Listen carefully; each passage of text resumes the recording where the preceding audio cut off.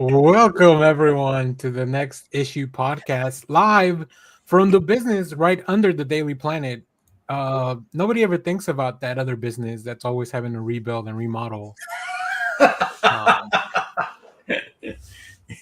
It's just a really, poor mine pa like florist shop, Yeah, a lot of keep rebuilding.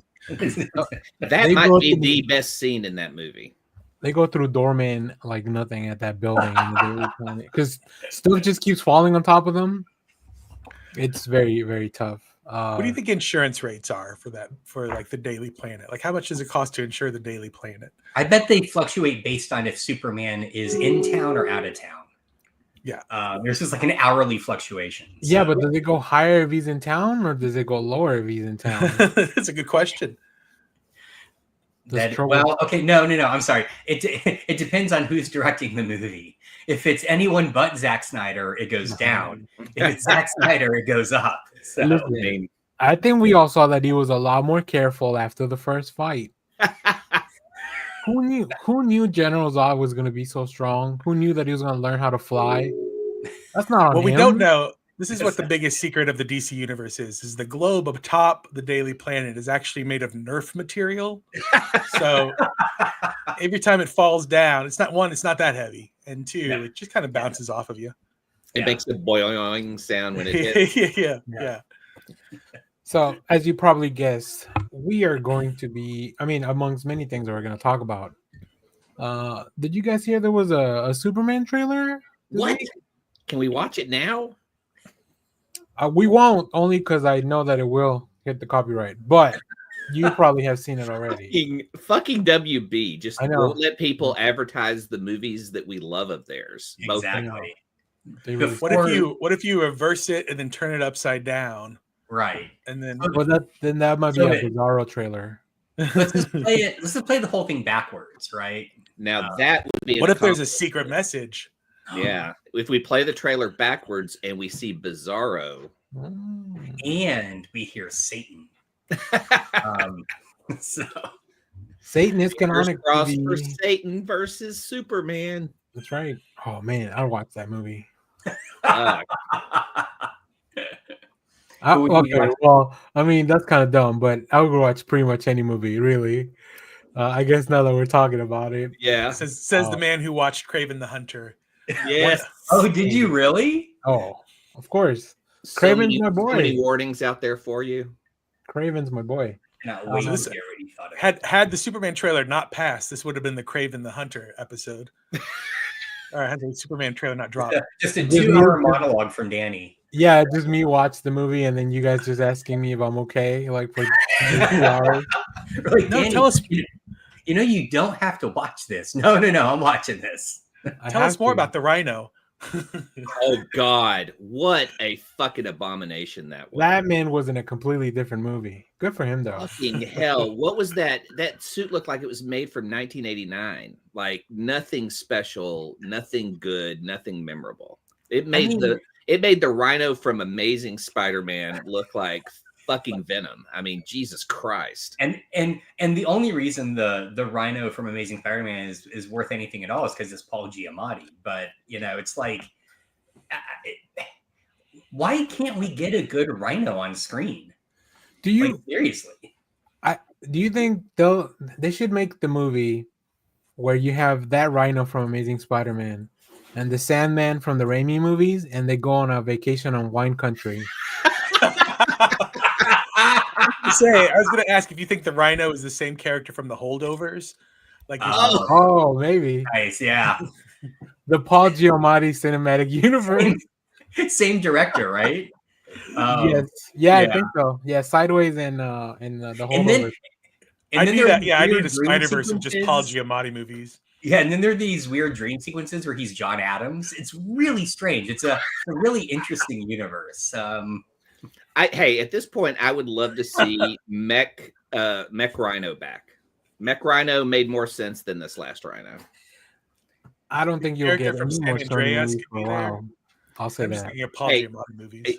Don't doubt Secret Wars. I mean, we had so many characters come back in Deadpool Wolverine. Marvel's going to be like, oh, they want more characters from old movies. Here we go. Yeah, how do people complain about all like I saw people complain about, oh, Chris Evans has been signed to come back. I'm like, the immediate reaction to Endgame when they started, doing Phase 4, introducing all these new characters, was people were complaining. They're like, we miss the old characters. Where are all the old characters? Right. Bring them back. They're like, oh, we don't want them back. I'm just like, pick a lane. Pick a lane. We deserve we deserve a Morbius. No, what did we do wrong? we deserve a Morbius sequel, but it's got to follow the Matt Smith character. I've still not seen Morbius, but I did see finally a picture of Matt Smith in his makeup from the movie, and I was like, I think I have been missing out. Wait, you haven't seen the dancing scene from Morbius? I have not seen the dancing scene. Oh, from even Morbius. I've seen the You dancing are- scene it- from Morbius. That movie is worth it, if only because of that scene. Like Is everything leading it? up to it. Clay went to go watch it right now. That's where Yeah, he's right. Clay. He's Clay like, just that love dancing scene, I need it. No, I've not seen the movie. I have to watch it. Is it on streaming anything? I have to see. It's I'm sure probably it on is. Netflix because that's usually where Sony movies go, since they don't have a deal. I do think they are missing out. Sony, just as a last gasp, should do Morbius 2 Electric Boogaloo. And it's just that dance sequence played on repeat for 2.5 hours. Hire me, Sony. Come on, I'm right here. What they should do is give us the Madam Web movie with the actual Spider Women that they promised. Right. Look, I unironically love Madam Web because it's so funny how everybody's just doing their own thing. Like Dakota Johnson's deadpan delivery of most of her lines are hilarious. So here's what I need. So I would love to see them do a Sony all-in-one, kind of their own Avengers. Like, we're just taking all these characters from all these movies, we're putting them in the same movie. Except it's not a movie at all. It's just the meeting where they invite them all to pitch the movie and see what their reaction is of the individual actors that they want to bring back for this thing. The wildest thing I read is that Sony at any point could have used Spider-Man. It's No way, really? Yeah, Are I you heard that fucking too. kidding me? There wasn't like any clause from Marvel or like any deal. There was What? nothing preventing them from using Spider-Man in any of the movies other than their own, which makes sense because they're doing Miles Morales, right? So like Spider-Man, God, Because why? people, yeah. But I thought I remembered. So when they first struck that deal, I seem to remember the deal was very basic. It was Sony will allow Marvel to use Spider-Man, and then they could still use use Spider-Man, but they get to keep the profits from all. Yes. They could use like the Marvel characters. I think there might be some profit sharing stuff. You know what they should have done? If only Spider-Man had like maybe some clones or something. Like if they still for whatever reason feel like they need to have a white Spider-Man on the screen. Well, okay, so here's the thing. Again, I've not seen Kraven the Hunter. I read a brief overview of it, so I did not realize, I guess, spoiler? I don't know. Stop me, Danny, if it is. The main villain is the Jackal. And I'm like, they're setting up the Clone Saga. I mean, go in, because the Jackal is the guy that does the Clone Saga. So they could have conceived of a cloned Spider-Man in their movies if they didn't want to step on MCU, right? Yeah. Wow. Like, do they not have anyone that knows the comics working on these movies? Because it doesn't sound I think they don't. And in my review, I talked about, and I made another video about like all these Sony movies that should be out sometime the next week. I think they just feel like the comics aren't cool, and I don't think they get it. But don't they produce the Spider-Man games too, don't they? Are those Sony? It's all games? Sony. Yeah, Sony's Yeah, got the license for I think everything, Since maybe the- except the animation stuff.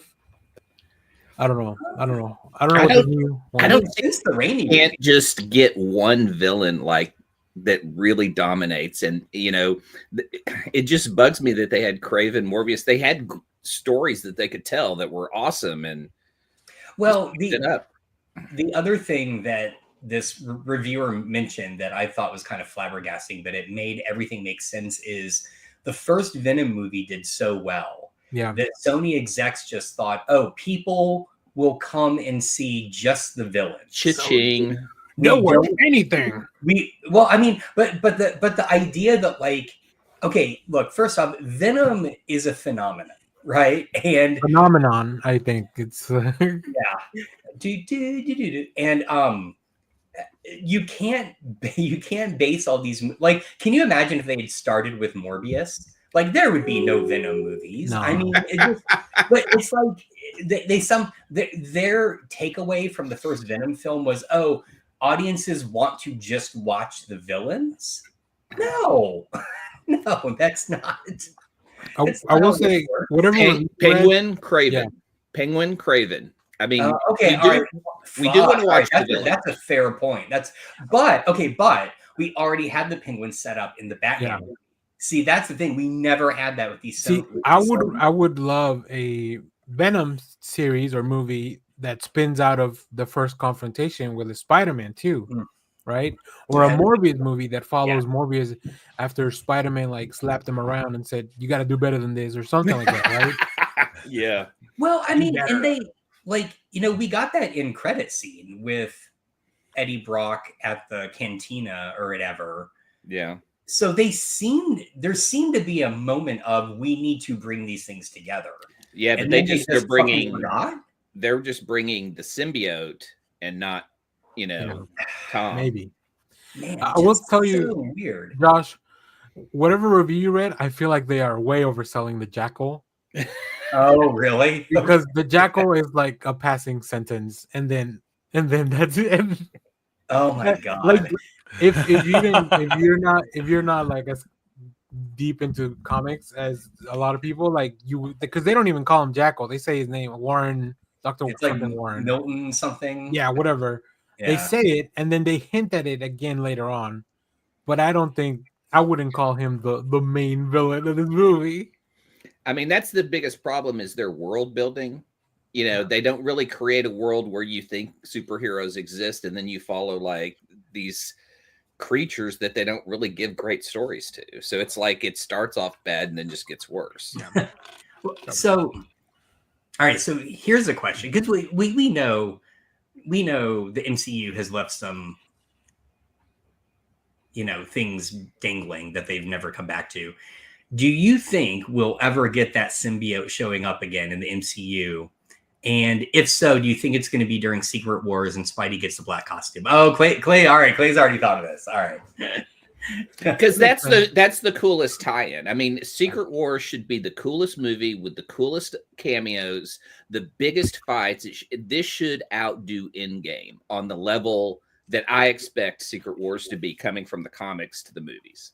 But I guess I just assumed they were going to do the Hickman Secret Wars, not the OG Secret That's Wars. What I'm thinking too. Because again, when they reveal RDJ as Doom, I mean, he's kind of got a big role in the OG Secret Wars, but he is the central character of Hickman's. Yeah. What do y'all think about Chris's cameo, Captain America coming back? Because I feel like maybe this is a scroll or something that's going to appear as him and not really be Captain America.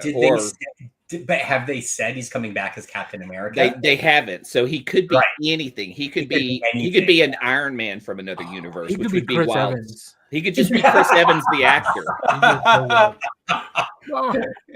What am I doing? He's the. You remember at the end of the the Spider-Man cartoon in the 90s where Stan Lee shows up? Yeah. Oh, like that. He's that role. Like, unfortunately, we can't have Stan Lee do it anymore. So let's just grab Chris Evans.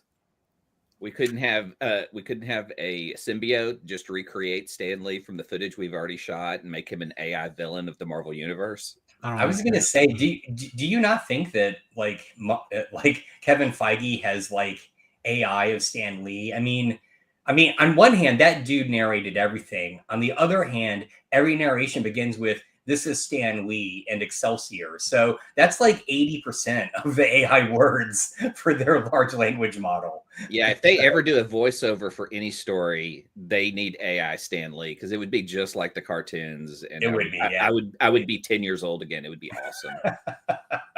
Hello, true believers. Oh, that's the other one. Thank you. I was trying to remember like what he would say every time you would come in. So it was just a lot of what is it? A lot of the same letter, like just making sure you get all the marvelous, marvelinos. So, all right. Before we get into the trailer, though, I do want to remind everyone watching, our survey is out for the year. Now, what do you like? If you're new to the channel, this survey isn't for us to get feedback as to how we're doing as a channel. No, we don't care about improving. We want to know what your favorite stuff from the year's been: movies, TV show, streaming services, and of course, there's a large search section for comic books there. I'll put the link will be in the. It's already posted on our channel, but it'll also be in the description of this video after it goes on demand. You don't have to answer all the questions. I understand not everybody is a triple threat like myself and the guys here. Where we watch TV. I'm no longer a triple threat. Movies. Well, you watch TV, movies, and comics. I get comics when I can, but I'm just feeding off the library of late, so it's whatever I can get. They make it there pretty quickly. I like that they're pretty good about that. But yeah, anyway, fill out the survey, send it back. We'll talk about it when we do our best of 2024 shows at the beginning of next year. So, all right, let's get into it. Thursday morning, DC, Warner Brothers, James Gunn, whoever's got the button over there, they dropped a teaser trailer. This was just a teaser trailer for the Superman film. There's very little dialogue. There's like just Superman talking to Crypto for a few lines, and then everything else is just visuals and vibes and a really cool cover with an electric guitar of the John Williams theme. So let's go. I'll start with nobody's recognized the font from the original movies being used in the trailer. The little globe date and from James Gunn. Yeah, it looks a lot newer for sure. Yeah, you should pull the original Superman trailer teaser that we got in '77, which was just text of who's starring in the movie and no visuals. That was it. It was just like Marlon Brando. Of course, that's a teaser with Brando, right? That was the big selling point. That was a big selling point, I think, probably because Christopher Reeve was pretty unknown, I think, in the movies, right? Oh, he was very unknown. Yeah. All right, so we'll start, Jeff. Let's start with you. You've been pretty quiet, and you're somehow top corner for some reason. I don't know how you got over there. Some producer. Secret. Thoughts on the trailer? Loved it. First off, thank you. Yeah, done. Out of here. I enjoy that James Gunn has remembered what the word teaser is. I feel like a lot of people are like, this is a teaser trailer. Here's 4 minutes. And I'm just like, that's not a teaser trailer. Yeah. That's a trailer. I don't know what that would be. That's just a trailer. So the fact that this is just like, it was honestly for me, for my, persnicketyness, it's still a little long for a teaser trailer, but I like the fact that it's just vibes. It's just vibes. And so you don't understand what's going on really. There's a big kaiju, Lex Luthor has a gun, and that's about all you've got, Superman. I missed it. I do like that it starts off with Superman, because I think one of the arguments against Superman is like that people who don't like Superman are just like, he's too powerful or whatever. So the fact that you start off with him seeing like he got his butt beat, I think is good for people who are just like, oh, this is different. This is different. It's colorful. It's different. I think that trailer does a lot of things. For me, the more I thought about it, the more I'm impressed with what that trailer has done, because it had to separate itself from Zack Snyder stuff. And then it had to also like prove itself to all these new people where, where you're like, this is a different Superman, we're going in a different direction. This is a different universe. Yeah. So. All right. Josh, what did you think? I also loved it. I think I yelled out loud with excitement when Crypto showed up. Because why wouldn't you, right? We finally, I mean, again, what a contrast, right? Never had a good Rhino on screen, have a pitch perfect Crypto on screen. Yeah,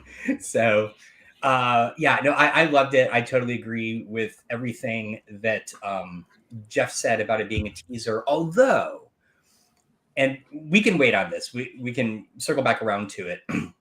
Didn't Gunn say initially when he started working this that kind of like with Spider-Man Homecoming, this is not an origin story? I think beyond it being a teaser, I think it's actually hinting at something that, in my mind, if he does this, is unbelievably ballsy. So I have a theory about the movie that we'll come back around to. But yeah, I loved it. I love the look of everything. I like Nicholas Hoult, right, is playing Luther. Yeah. Who is playing Lois Lane? I know her. I can't place her. Miss I don't get her Mabel, name.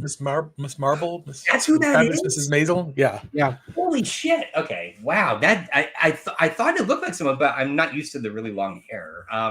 Yeah, it just everything about it was just amazing. Rachel Brosnahan. Yep, that's her. And then although I do want to give, I guess, some props. Nathan Fillion is unrecognizable. Like, did they put makeup on his face? Because it doesn't even look like his face. Something.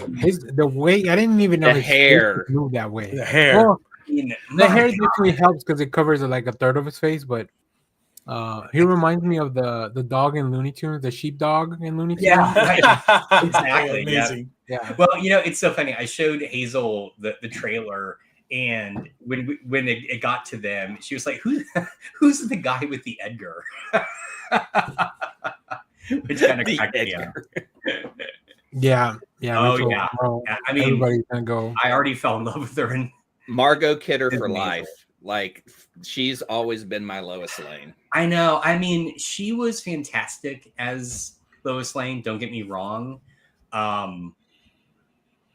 But I have a sinking suspicion that This might be Rachel this is going to make a permanent impression. Yeah, I hope so. I think so. Yeah. I got about 6 years of Erica Durance in Smallville, so Hey, I love her too, but the problem is when you have Superman on that long, that it really kind of waters down the character. You could go through and find great Superman moments, and she is a great Lois Lane. I remember her coming onto it and being like, you got big shoes to fill, and she did a great job. yeah. It's just there's so much Smallville with her in there. There's So much, yeah. If you'd put them together for that long, you'd think that chemistry would happen earlier. I saw an edit of the trailer with the Smallville theme song behind it instead of the John Williams, and I was like, "Damn, this one really works too." Is it really? Oh, well, I'll have to check that out. Yeah, I do love the Smallville theme song. I mean, that whole universe is great. Yeah. So, I was a little bummed. Again, I've said this before. The one thing I really, really loved about Snyder's Man of Steel is the score. The score is phenomenal. It does this amazing thing where it's clearly taking inspiration from the hope from Williams's original score, but doing something new. And I would have just liked to have seen the Hans Zimmer score. Isn't it crazy that like John Williams, like I think forever will be in some way tied to, like, his score at least will be in some way tied to the character.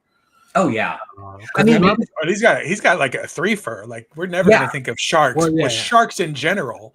Oh no, a four-fer, right? I've been playing the Indiana Jones game, and you think of that, you think of Star Wars, you think of Superman, you think of Jaws. I mean, the dude just like iconically made these like, with 5 or 6 notes too. Yeah, exactly. So, yeah, they're all kind of similar, and yeah. You know a John Williams score when you hear it. Before we do a John Williams podcast, Clay. Yeah, teaser was perfect because every moment you go, Superman's beat up. We have Crypto. Hold on, Mr. Terrific, Kaiju. We actually have a screen accurate Green Lantern, but I still like. I love Guy Gardner, but I still think Bill Burr would have been a better Guy Gardner just from his own personality. Okay, here I will push back on this only a little bit because I think to make Guy Gardner palatable, he's going to have a little bit of a soft side, and I feel like Fillion can pull that off. Oh, definitely. I have no doubts in him because he's great. Yeah. He's hilarious. He plays, but he always kind of plays that. I want to say like just the charming captain, the charming guy in charge. Right. So he really needs to have some stuff that makes Batman want to punch him. We need to have some of those moments exactly. Because I hope we build that Nathan Fillion. I'm just hyped. There were so many moments in there, and just seeing the Daily Planet like look up, just that moment of, because it's hopeful. I got goosebumps. Like there's a moment when Superman saves that girl. That's what he's about. But that's the poster. He is a god, but he will save us. Yeah. I like. Well, as you, if you caught it, I'm glad they debuted the trailer like at 7:53 because then I could do a quick reaction. I watched live and then go to the office because I left immediately. Like I woke up. First of all, I couldn't sleep. I was so excited. I woke up like at 6 a.m. Oh wow. And I was like, can't go back to sleep because if I sleep, I'm gonna oversleep and I'm gonna miss it. And I was like, I had everything ready. I had the picture ready with the assets and everything. I was like, I'm just gonna do a quick live stream because that way I don't have to edit anything. And it worked out perfectly. So anybody that watched live, thanks for watching live. That was so much fun. I watched it twice too, like right away, and I really loved all the details. I think Mr. Terrific is gonna be somebody that probably gets his own film. Just me thinking from this, and I'm really interested in the shifting tone. Right, I think like there's a lot of people that love Superman, but we do get a few. There's one scene where they throw like somebody throws a can of like can of something at like. I thought I love the way it bounces off of him, like because it almost feels like it was a coffee cup or like an empty cup or something, but it's a can of vegetables or something. Like it got some weight behind. Like if that hit somebody else, right afterwards, and he doesn't react at all. I mean, huge props to the actor. Like I don't know if it's CGI or what, but he doesn't. You're right. And when we saw, like we've seen Homelander, when they throw stuff at him, he'll just laser you off. I saw one of the videos. I think there's a movie where Ben Affleck was Superman or George Reeves Superman, Hollywoodland or something like that. Yeah, Hollywoodland. Where there's a scene where a kid brings a real gun to the set and tells them, "I'm gonna," like he wants to shoot him because he's Superman, and now Ben Affleck's George Reeves has to kind of talk the kid. He's like, "Yeah, maybe I won't. Like, nothing will happen to me. But what if that ricochets onto somebody else? Then they'll get hurt, right?" And he diffuses the situation. I kind of want to go. I've never seen that movie. I've only watched that scene. It's a good movie. It's really good. It's very sad. You guys are going to be surprised what other movies I haven't watched when we talk about what we do in Saturday. But I mean, apparently that really happened to George Reeves. So yeah, I do want to predict that the story will come out about the Superman curse yet again after this movie comes out. And if there's any bad news, there are journalists waiting to jump on the Superman curse story. That's what Routh is like. Brandon Routh is fine, like overall. Like, well, I mean, aren't we? I mean, we've had Superman Returns, we've had Man of Steel. Yeah, like, aren't we kind of past the Superman curse at this point? I think so. I think there's a whole like Smallville. You just have to find the tie into it. It's right. You're cast as a hero. You'll never get out of that. And Christopher Reeves was never able to get out of that. But it was just because he was known for that. Like that's the same way as saying Adam West is only known for Batman, but he was still in movies past Batman. I mean, he was in Hooper. He was in a lot of stuff that people just go, oh, well, yeah, but that was a Burt Reynolds movie. Like you have this expectation of them being this huge star, but it's like, it's just what he's remembered for the most. And then I did hear Tyler Hoechlin stubbed his toe like last week. Well, did you guys see there was like a couple news reports after the trailer hit where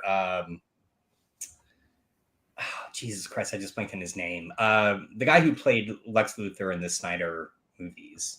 Jesse Eisenberg. Yeah. That he basically came out and was like, yeah, playing Lex Luthor like really harmed my career. Like that kind of. And I'm just like, did it though? I mean, like you're still doing stuff. Yeah. You know, like who's his mom and dad?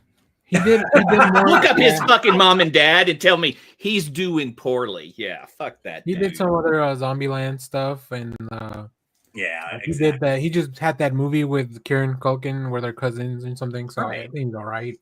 It hurt my career, and I'm sure he's still getting that sweet, residuals or whatever. I'm sure there was a good deal there. You know, I'm not a hater of his Lex Luthor. I'm not either. Yeah, I thought it was an interesting take on it, and I don't know. We have seen the bald businessman take, and now it was going to be like this young guy who was going to be influential, and where was it going to go? And so the only other direction was maybe take it over the top. He could have taken a ton of other directions, but I believe over the top was nice because we were going to see the becoming of Lex Luthor. And even then, we saw in the later, like he only showed up a little bit in the Justice League, the ZackSnydersJusticeLeague Justice League movie, which is where he would have kind of ended up anyways. Yeah. Right. As that more like now he's been in prison. Like now he's like, oh, I got to take this stuff seriously. I can't just be shoving candy into the senators' mouths or whatever. Also, that's probably not cool. And also it's probably not COVID friendly. So like maybe I should stop putting stuff in people's mouths. So do you guys want to hear my theory go about for the movie? All right.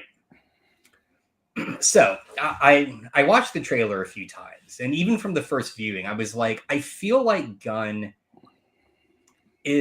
it's not just a teaser. I think he's trying to prepare us for something because again, it's not an origin movie. All right. Yes. I think there is, I have a presumption that Superman has been around a while. So he's not a new entity. Yeah. I think from the moment that he lands in that like snow patch and he's bleeding.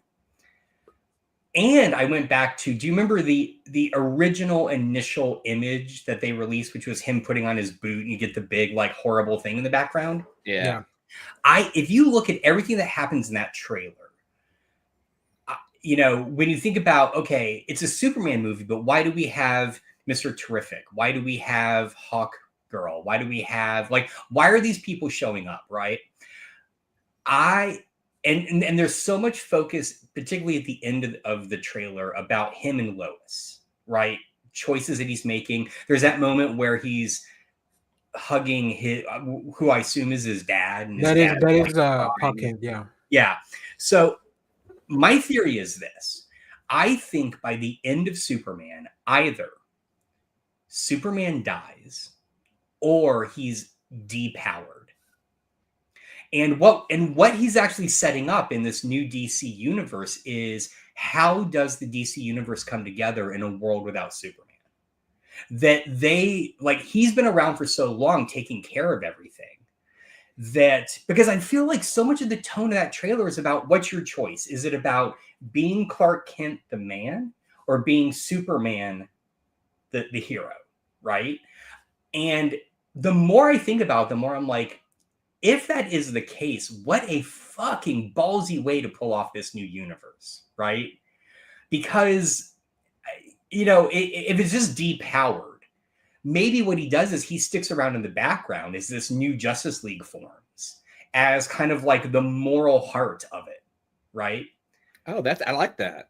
I mean, but I really, because there's so much going on in that movie. I don't feel like it's a Batman v Superman situation, which was Snyder trying to cram this, because he had a race to Justice League, right? Yeah. So how do I fit all these characters and stuff in? James Gunn has carte blanche. I mean, he can do whatever, right? And so I really kind of feel like if he is setting up this universe, he's pulling this sort of conceit where it's like, I'm giving you a beautiful Superman, but the universe is really about how do we function without Superman. Okay. My theory is that heroes have been around for a while, that the Mr. Terrific Green Lantern that we see in there, Mr. Terrific being the smartest man on Earth. Right. Guy Gardner being there as part of the police force for Precinct 2814. Yeah. So they've come together for that. So I want to believe that maybe that there is some form of Justice League that may exist. And we may even have a Silver Age. We may even have heroes that exist before this moment that we could tell those stories of, like, you know, a Silver Age, a Bronze Age. I mean, we could get to current stuff without even, and I think what it is it's going to be like, we had this universe with aliens and all this stuff, but now we have this incredible powerful man or powerful alien, and the power shift has changed. How do we change with it? Right. I think that's what I see. I don't think they'll depower him, but I think that the things that they've had to handle have not gotten as big until he showed up, because I think there's a hint that we may see Parasite in here, which is a big bad of Superman's. It's a perfect villain to fight.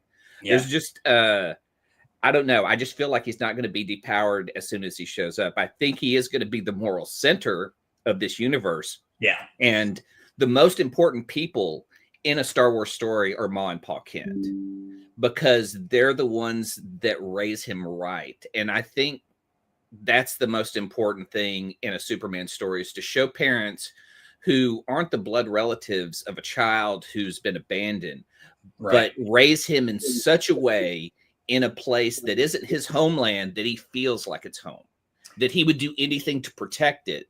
And now that we have like this idea of illegal aliens and shit, that's what Superman is. Superman's a hero of those people. And so I want to see that story portrayed, that he's not an American. And maybe that's why they're taking him in.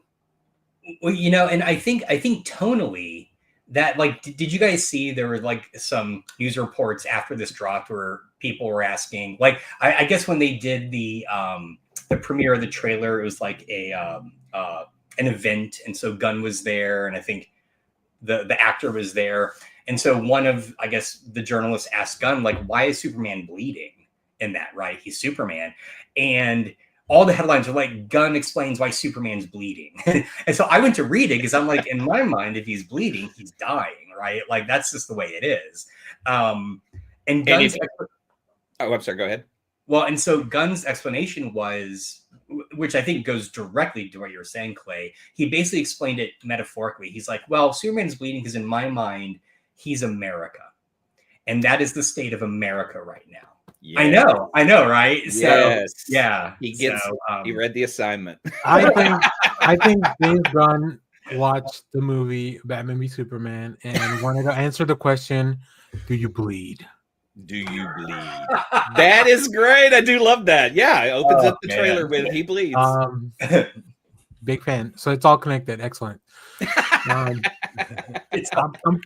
I'm pretty excited. I feel like the way this movie is going to be structured is that it's going to start off very similar to that. We're going to start with Superman being down and then flashback to everything else that we're seeing. Like, this is kind of what led up to this big fight, and then we'll kind of loop back around to that big fight. Yeah. Oh, so this is like the shot before Act 3. Before. Yeah.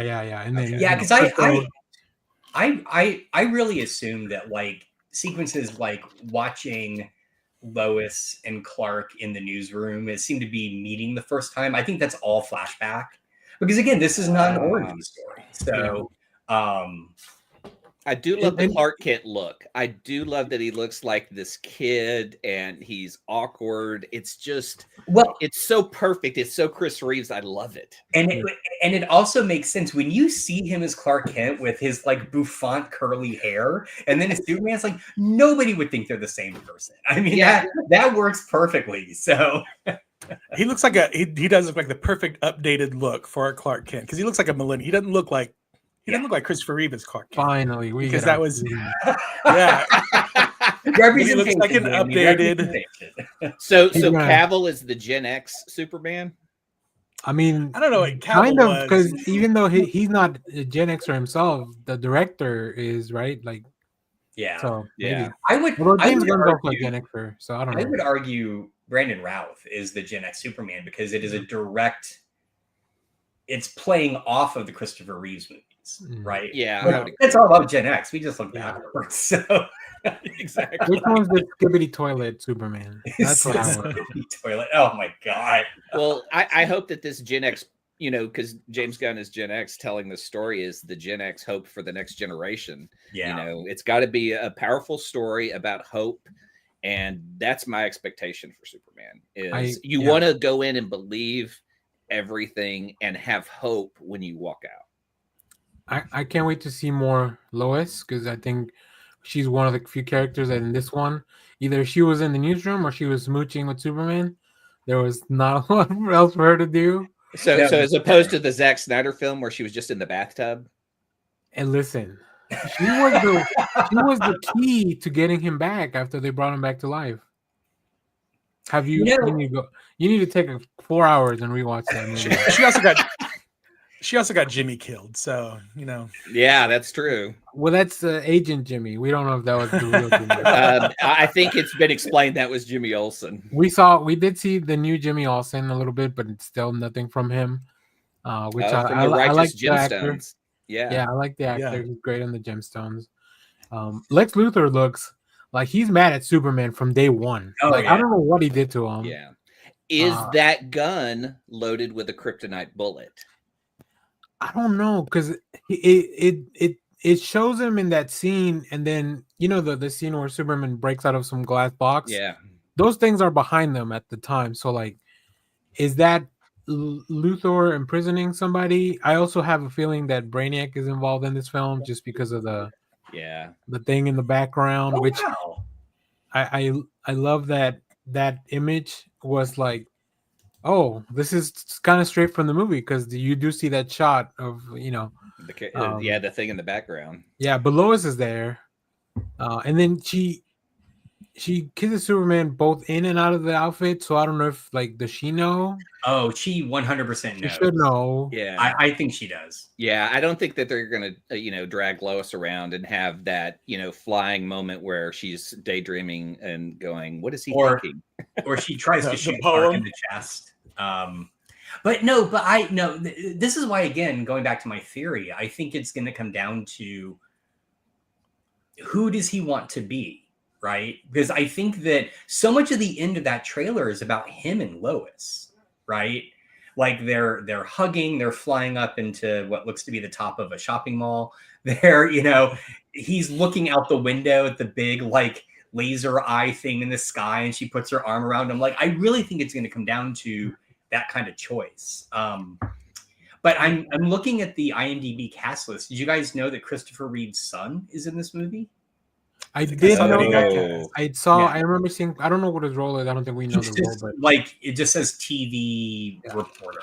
I did see also that whatever that thing is that attacks him in the stadium, in one of the breakdowns I was watching, that is maybe Ultraman, because he has a U or a version of Ultraman, maybe not the one that we know. Oh my god, from the from Ultra Universe? Yeah. So I'm wondering if this Ultraman is not more Bizarro Ultraman, that kind of that's what maybe kind of or it could be something that maybe creation. You're gonna drop Bizarro in the first Superman movie? I'm excited. I mean, he brought Guy Gardner, so there's and Metamorpho. You bring in Metamorpho, might as well bring anybody else. Metamorpho, Mr. Terrific, the Terrifics, I think might be a team that get put together. I think so, yeah.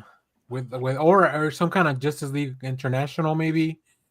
Yeah. Well, and I mean, and Gunn likes his obscure DC teams, right? Yeah. How else do we get a Creature Commando cartoon? Ben Schwartz has been openly campaigning to become Plastic Man. So. Oh, I would love that. Fuck, me too. Oh, make that happen. Shit, that'd be amazing. And then in the crossover, because DC announced their Sonic DC crossover for next year, he could just voice both Sonic and be Plastic Man. Yeah. All right. Do you guys have any last closing thoughts on the Superman trailer? This is obviously we've seen 2 minutes of the footage, so So this also goes back to my theory I presented, which you totally missed, Jeff. But Go back and watch the show, Jeff. And then if I'm I gotta go back. if I'm thinking about the sources of inspiration for this, right? All-Star Superman deals with kind of the end of a Superman career. Yeah, and he said that's an influence. And I'm also thinking of whatever happened to the Man of Tomorrow, right? Yeah. So I really do wonder if that's where his head is at. But, or if that's his trilogy, is the beginning, middle, and end of Superman. I mean, I'm assuming it's a trilogy like every other movie is, but yeah, I know as far as All-Star Superman, he said they were going for the same vibes. I don't know what that means exactly because nobody knows what that term means. That's why we use it so much. It's like when somebody says that was very Lynchian. Like, okay, I guess anything can be Lynchian. That you can't really explain. I was gonna say, I don't think I've seen a Disney movie that could be Lynchian. I don't think anything can be Lynchian. Your version of Lynchian is, I feel like my generation's version of Kafka-esque. But yeah, great trailer. I loved it. If you want to watch me react to it, you can do that on the channel. That one got a lot of views. Unfortunately, WB's like, no, it would not. You're not making money off of this one. We don't want you to enjoy anything. Go to the official trailer. The real villain of Superman, Zaslav. Yep, 100%. I agree. I hope he shows up and, I mean, what if he just scraped this movie like Batgirl? Because it was going to be a huge tax break and we never see a Superman movie because it's a business decision at this point. It's all trailers now for their YouTube channel. Like they if you watch enough of the trailer, the movie gets released. They pivot hard. If you, you have to go love the trailer enough for us to bring it out of the vault. What's the project after this? Supergirl is the one that starts shooting immediately after, like next year, early next year. I'm excited to see the trailer, right? So, but her story takes place in a different. I will say there are rumors that she might also cameo in this movie in some kind of role capacity, which would make sense if he's been around for a little while. Oh well, she's actually in the cast list. It's Millie Alcock. Yeah. So I find it interesting that Alan Tudyk is in this, but they do not list what role he's playing.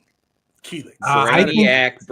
I think he's going to voice Brainiac, if anything. And here's the other thing. Oh, good, Danny. I'm sorry. I was going to say, or he could come as his character from Creature Commandos. And for some reason, Dr. Phosphorus is there. Or he could be as Mr. Nobody, his character from the Doom Patrol. Yeah. Or I think he also voiced Clayface later on in Creature Commandos. So, Tudyk could be anyone. I also wonder if Gunn is going to flip the norm here because I noticed there is no actor listed for his mom. It's only Pa Kent. Yeah. So I wonder if when you see his dad crying, it's because his mom is. Yeah, I don't think mom's around. Yeah, I agree with that. Somebody save Martha. Why did you say that name? Why did you say that name?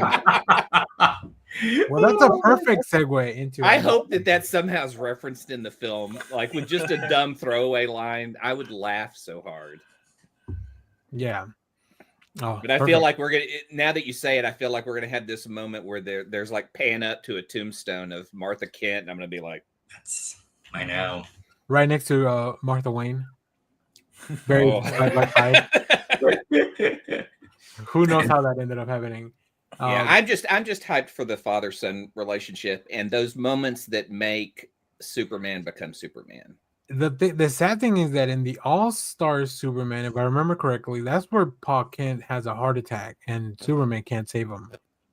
I think it's issue 6, if I remember correctly. I need to reread it. Or maybe I'm thinking of a different. I know I just recently. It was Frank Wiley art for sure. I know that. Oh yeah, okay. Then it would have been Morrison. I think I think during that All Stars, he's remembering when he lost his dad.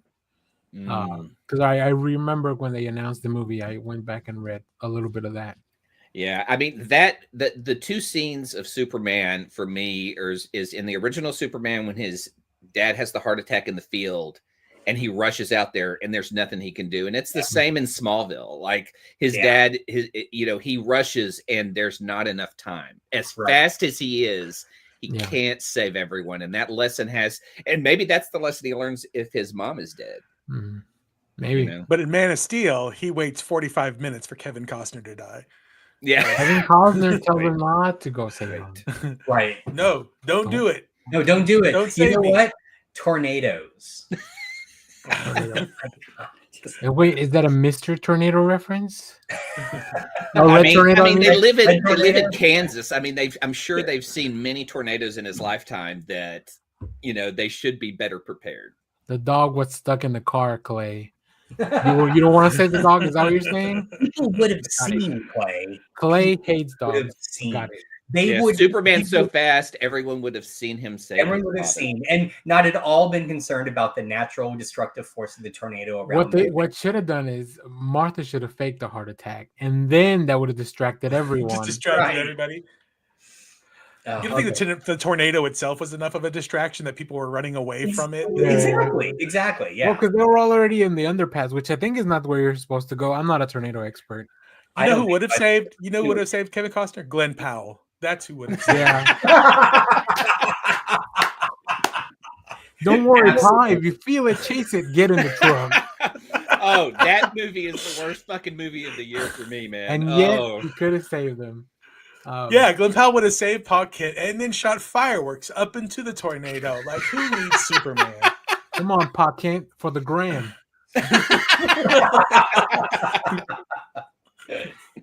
All right. Oh shit. All right. That's our Superman. I think we talked about Superman enough. I'm not sure. We'll be talking about it way more. This is not coming out till July 2025, so we got plenty of stuff to talk about.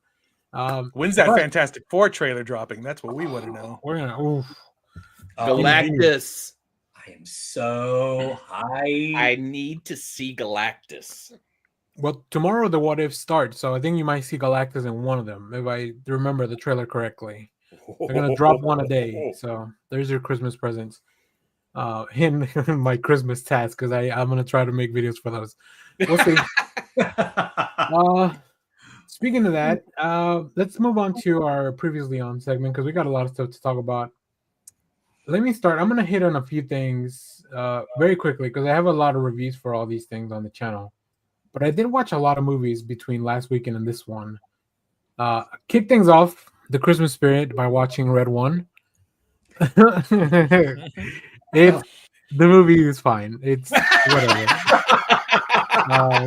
Right on the box. This movie is fine. This movie is fine. Whatever. Danny Martinez.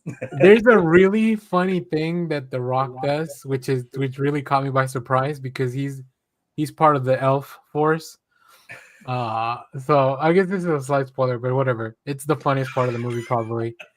He clicks his boots together, and he becomes small, like the size of an elf. Okay. And seeing him fight like that is really funny Oh. because he does it multiple times. Like he's still just as strong as a full-grown person. I don't know how it works. It's magic, I guess. Is it Elf on steroids? Yeah, but that was really funny. I was not expecting. Well, the first time he did it, I was not expecting that, and it really caught me off guard. So, yeah. See, Leonard came like, No. No. I think great is it's a little too much, but I'll tell you this, it'll be playing on a lot of TVs in America on Christmas Day because it's a thing you could just have in the background. Sure. Yeah, and then that's what these films have become is like, you know, if we just make a holiday film, people will watch it during the holiday and it'll be like Die Hard or The Christmas Story and be played all day. But like if it's shit, it's shit. The worst mistake the movie made was just assuming that Christmas isn't cool enough already. And they try to make Christmas cooler. Like Christmas is already pretty freaking cool. But then when they actually get to like the heart of what Christmas really is towards the last act, I was like, oh, Jesus the whole movie shows could have up? been about this. Yeah. Also, as an elf. It's also an elf. Yeah. Yeah, they just sit to watch the movie Elf and the last part of it. So I would watch that movie more than I would watch Red One. it becomes It becomes one of those react first time watch videos of and it's just Chris Evans and The Rock watching Elf with J.K. Simmons. Yeah, I think Red One. is Red One. Oh, sorry. Go ahead. as I say, Red One is the movie you put on while you're eating, like your big Christmas lunch with all the family and stuff. And then when you're done with it, that's when you put on Die Hard or Gremlins or something that's really a real Christmas movie. I feel like we're 5 years removed from Red One being on Mystery Science Theater. Oh man! I hope we're close to it being on How Did This Get Made. What a waste of a great cast, though. I mean, yeah, got Chris Evans, J.K. Simmons. I mean, and I've heard on the fight. I've not seen it. But... And remember, The Rock said that he was inspired by seeing Oppenheimer in an IMAX theater, and Red One should be seen that way. It should not. The CGI terrible. Now, did you get to see any of the bottles of piss that The Rock left around set, like in the Game of Thrones Starbucks cups? Or anything like that? Not. I think they covered them all up with stuff. That would have been a more interesting. Yeah, Bonnie Hunt's in the movie as well as Mrs. Claus. I would watch their movie too. So, all right. Next, onto which a movie being this bad really made my next day experience of going to the theater to watch Kraven a lot more easier to like get through. Kraven itself is also just it's fine. Which one would you rather watch? You got to watch one right now. Which one is it? Oh, I watch Kraven again. The only thing about Kraven is that Red One, whatever. There's a 30-minute part in Kraven that doesn't need to be there because I don't care about when he was a kid. There's 30 minutes to a 2-hour movie that shouldn't be there. If they had just gone full, this is John Wick, but he's also like a Lion Man, that would have been perfect. Like that would have been the perfect Kraven movie. I also like there's a lot of stuff here with his brother, which was interesting, and then Russell Crowe with another accent once again. Like Zeus. One of the reviews I read for Kraven was they were like, this cast is so you were talking about the cast for Red One being insane. They're like, but the Kraven cast is like insane. Like these are like 2 Oscar winners. 2 Oscar, and then like the director like is like somebody that just, and then the cinematographer, like across the board, these are all award-winning people. And then they come up with Kraven. It's all the reshoots. This one Sony really messed it up because you can tell things that are reshoots, things that are like ADR because they're changing the story. I heard the ADR was really bad. Like for me to notice it takes something because I don't notice those things. Movie by the same ADR from Madam Web. I would just say go from everything you said. Go watch Kraven the Hunter and then go watch the franchise, and you'll see how you a bunch of good people and make shit. If you want to go watch a movie in the theater, go watch Lord of the Rings: The War of the Rohirrim. That's the cool. animated one? Yeah, it's really cool. If you're a Lord of the Rings fan, I also won't watch that at the theater. Is that an Amazon movie? This one, no, this one's at the theater. It's Warner Brothers, but it's at the theater. So like it'll probably end up on Max at some point. Oh, that's wild. But yeah, it just this is the new animated. Okay, it's the new anime. It's anime style Lord of the Rings. How is Amazon able to do a Lord of the Rings and Warner Brothers able to do a Lord of the Rings? Because Amazon did the Silmarillion, which is not what Peter Jackson films were based on. Okay. It's very confusing, a lot of legalese. But actually, it's really fun to kind of see a different era of Lord of the Rings again, although this one's not as fantastic. You would think an animated thing would be a lot more fantastical because they could really lean into it without the budget. And there's some cool stuff. It's just... But this is about a battle of men, right? It's about the Helm's Deep and all that. Like, I'm sure if you've seen the Two Towers recently, they talk about that a lot. I watched Carry On, the Jason Bateman airport movie. The only thing I'll say is, it's if the movie Phone Booth with Colin Farrell and Die Hard 2 had a baby, you get Carry On. So if that sounds appealing to you, go watch it because you could. That's probably what you should put on during Christmas, because you can be like, I'm not at the airport like all you losers. It also feels like a big commercial for the TSA. Like, we're the good guys here. Hey, the way things are nowadays, I wouldn't be surprised if they did do a movie because look at how many commercials that Amazon convinces you is a great job. Mm-hmm. If someone has to convince you it's a great job, it's a shit job. Right. Chick-fil-A can have a movie studio. Oh boy. No shit. I also watched Juror No. 2 because that came out on Max. Starring It's Lex also Luthor. another. Yeah, starring Lex Luthor himself. If you want to see Yeah. the origin stories. No, if you like court like procedurals, like it reminds me of kind of like the Pelican Brief is too spy thrillery for me. This is just more like this is more about the actual case. So it's it's Clint Eastwood doing a small movie. Uh, I will say it did feel like Clint Eastwood watched Anatomy of a Fall, and he said, "Oh, I should do something like that." Or somebody at the studio was like, "Did you watch Anatomy of the Fall? We should make a movie like that."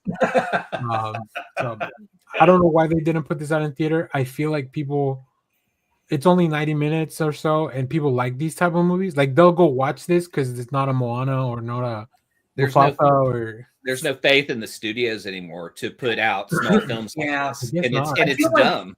I feel like only like big budget eye candy makes it to the theater. Which sucks because it does. Yeah. this Yeah, is the their type of stuff margins are I huge. love to watch at the theater as well.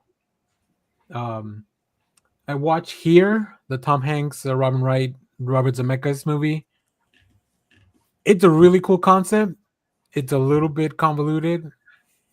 I think you guys will enjoy it though. I'm really curious what you fans. thought of it. Yeah, because it's based on Here by Specifically Josh as the art historian of the group. I think you'll actually enjoy the film.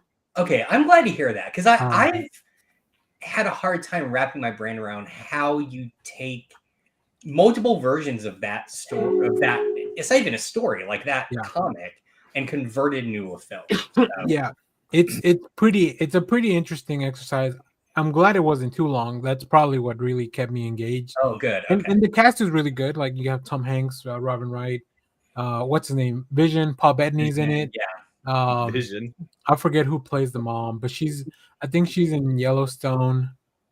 So like you'll recognize a lot of those faces, and it's really kind of fun to hop around some of the time eras. And then also you can see that Robert Zemeckis has something to say about the last few years of the world in one of those storylines. So is it streaming? Not yet. No. I did rent it because I wanted to check it out. Okay. So, and I also drew two more quick things, and then I'll move on because you guys also have a lot of stuff. I watched the limited series on Netflix called LaPalma, which is based on LaPalma is one of the Canary Islands. Okay. The smallest one where I think there's an active volcano in it. And it's like, what if the volcano erupted, half of the island split in half and hit the ocean and then caused the tsunami? But let's do it in the most boring way ever. It's only four episodes, and it's also a Norwegian production, so maybe they do stuff a little bit differently. It's the Dante's peak of disaster movies. For our Norwegian fans, I don't want to say Norwegians are boring, but maybe just this specific family that they chose to focus on is pretty boring. I just like the fact that it's a limited series that Danny describes as boring, and yet watch the whole thing. I was already, the sunk cost fallacy. But I just like volcano stuff. So that was the thing that kind of I was like, I want to see this thing blow up. Yeah. Then I have a Norwegian disaster movie for you because there is one I've seen that I really love, and it's called The Wave. So Norwegians, I have your back. Check out The Wave. That is a great disaster film. That's a good movie. You know what the other issue was? The dubbing was kind of bad on this one. Because they are speaking, I think, Norwegian and Spanish because they're in the Canary Islands. So it's, I don't know. Maybe I didn't read the end. I didn't wait till the end to see the credits, but it felt like they were using three people to voice everyone.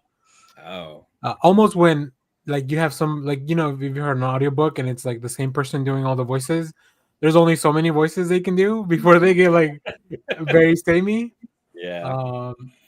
So that was interesting, and I feel like because they're speaking different languages and dubbing them to English, different languages emote differently.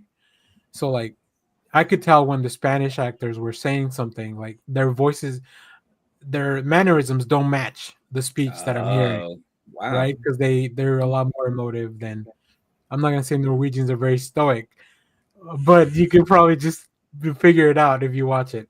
God, Norwegians are gonna hate this episode. Shout outs though, we still love Norway, except for that team that tried to beat the Mighty Ducks. You guys out of here.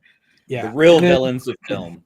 the last thing, real quick, there's no need for me to talk too much about this. I was listening to 70mm podcast, which is one of the movie podcasts that I listen to, and they have an episode on Zack Snyder's Justice League. And I started listening to them talk about it, and they just kept talking about all the cool. Like I was 15 minutes into their conversation, and they just started talking about all the cool things in the movie. I was like, man, I just need to rewatch this. I haven't seen this in a little while. So yesterday, while I was working, like it was on there, and it's still so good, guys. It's so good. This movie. So I think it's my favorite comic book thing ever now.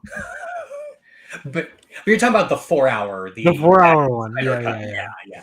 Interesting. I just think, as I was watching it, I was thinking like, God, I really, oh, let's see.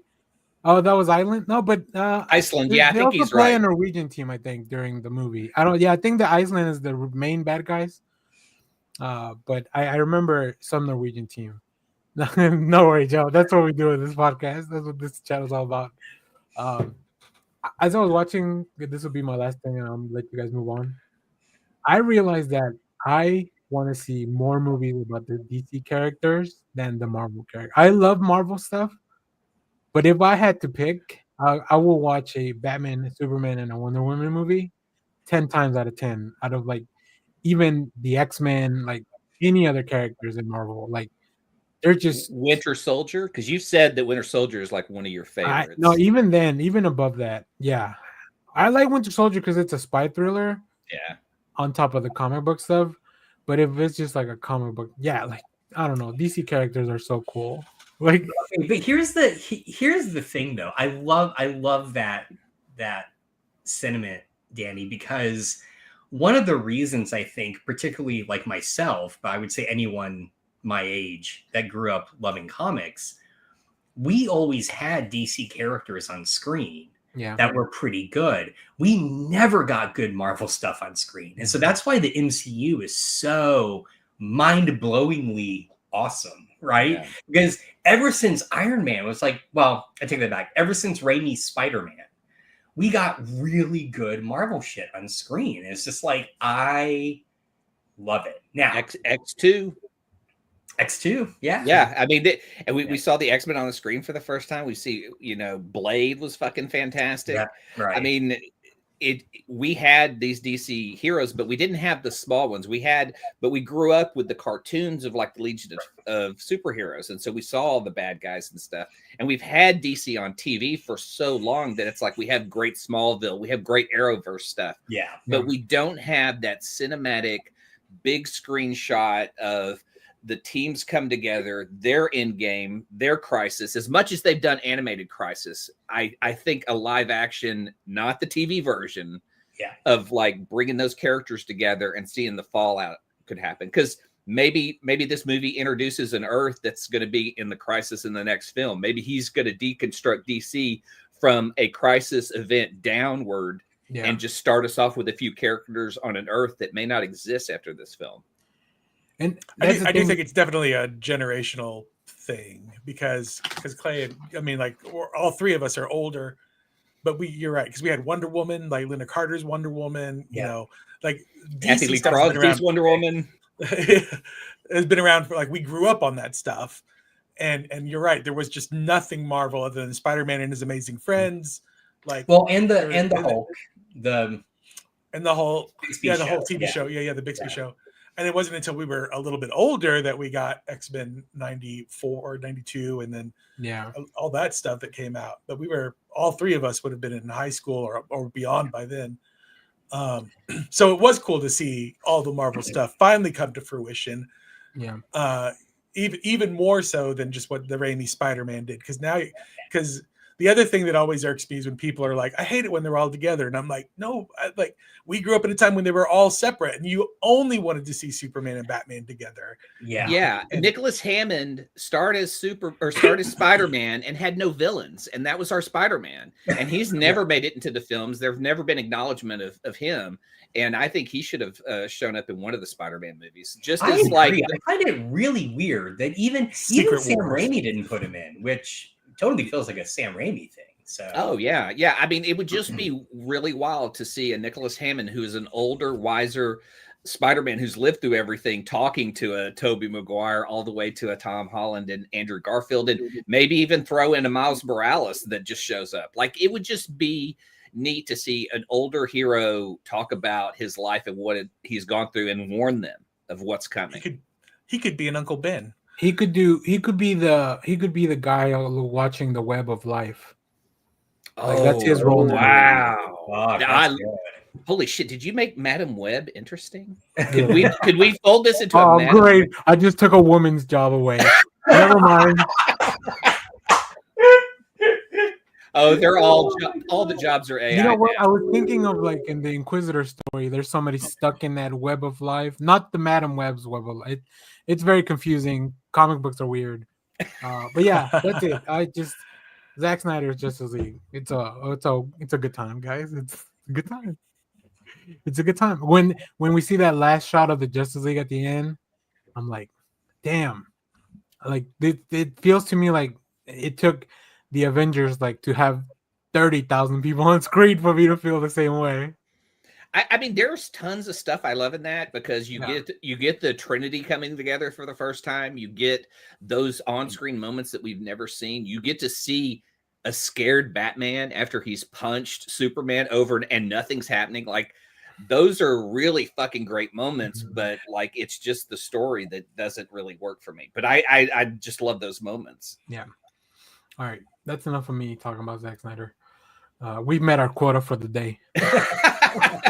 Also, I'm glad that, and I hope that for at least for us, whenever we talk about this new Superman film, like I don't want to just compare it to what's come before. I like that it's being different and it's fresh and it's so different. There's like why there's not even a reason to compare the two, right? Even to the other stuff, even to like maybe compare it to Christopher Reeves because that was kind of like same tonally. It's a little bit similar. Yeah, that bar is pretty high for Christopher Reeve, and he's had zero interactions with other DC Universe characters. So yeah, I do want to watch that Christopher Reeves documentary. I do too. I need to be emotionally prepared for it because I know.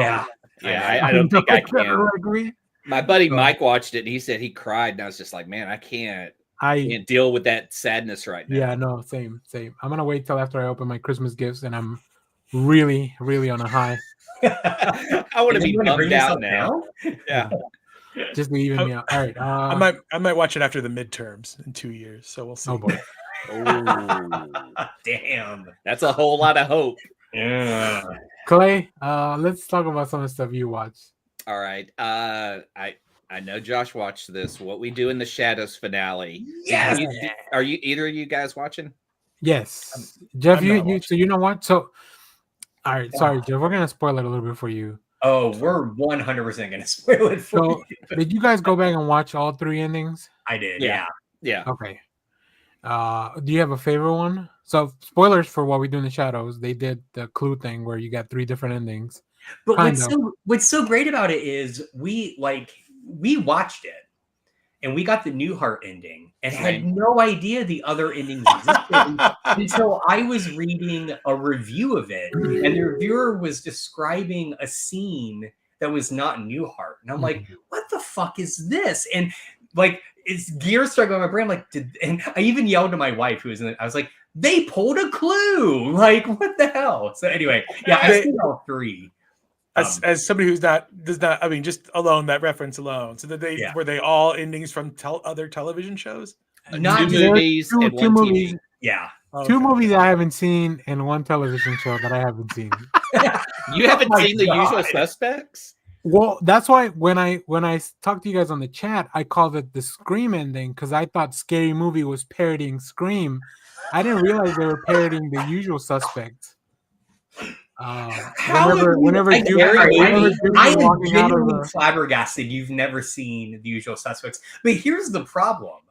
Now it does. I mean, again, the movie's what 30 years old. Kaiser does, Soze, yeah, it does ruin the end of Usual Suspects. Yeah, If you've never seen it, it ruins although the end. it might be fun to watch it knowing what happens, so I can put all the things together in my head. Well, I would But argue. also, I'm staying away from Kevin Spacey movies. I know. Hey, it's still. I hate to say it, it's still and Bryan Singer movies. Yeah, well, that too. You got to watch it for Benicio del Toro, I think. Yeah, yeah, absolutely. And he's so good. I also haven't seen Rosemary's Baby, but I knew immediately as soon as I she haven't walked seen out, it either. Okay, good. As soon as she walked out with the knife in her hand, like I knew what was going on.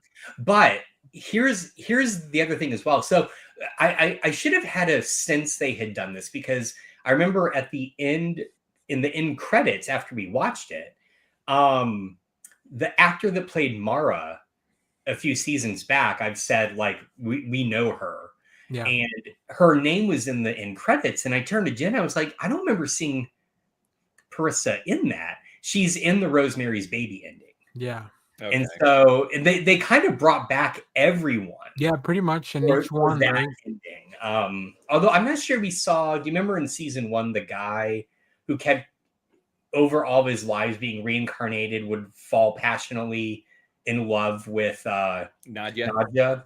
Yeah. And I didn't remember seeing him, but he may be there. I just didn't. Yeah, we also didn't see Nick Kroll. I guess they brought back some of the main core guys, but not everyone. But they did reference the hat that he was, they did. Yeah. You get a Jackie Daytona reference. Here's the thing I'll say about the ending that I found so amazing. I mean, again, first off, it's very difficult for a beloved show to stick the landing at the end, and they 100% did. The other thing was they gave us enough variety at the end of it that it kind of leaves you feeling like they didn't just pick one direction or another, right? Like, I think that's why people hate the Seinfeld ending, is it's trying to do a very specific thing, but because it does that thing, it rubs some people the wrong way. And this one kind of gave you multiple approaches to it, right? But here's the other thing I love, and I thought it was so brilliant. Ultimately, the end of that comes down to the difference between how immortal people react to an end versus human people react to an end. And I thought that was just so fantastic, because all the vampires like, shit changes. Well, they had done it multiple times already. The whole exactly. Right? And poor Guillermo's just like, I'm not ready for it to end. I mean, he's the stand-in for all of us, right? Yeah. Oh, so good. I had never thought of it like that. That's perfect. I don't want to go against Taika Waititi, but he mentioned in an interview that the show probably ran more than it should have. I disagree. I love the show, and I would watch. Watch so much more. He's like, this show should have ended a while back. And the reason. I mean, that's just probably him being like, I'm tired of producing. Yeah, but he was just producing at that point. I don't think that he was writing or anything on it. I mean, I think this last season of Villains has been the best. I mean, corporate finance bros that really are just evil people and don't have superpowers. Played by whichever, I can never tell them apart. Tim and Eric. my favorite episode was definitely the Warriors one. It was so funny. It was just so good. It was so funny. One? The Warriors. Oh God! Yeah. We couldn't talk about it last time because Clay hadn't seen that one.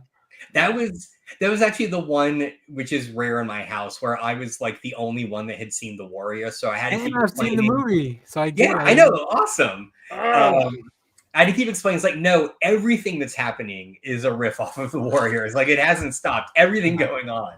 I was like.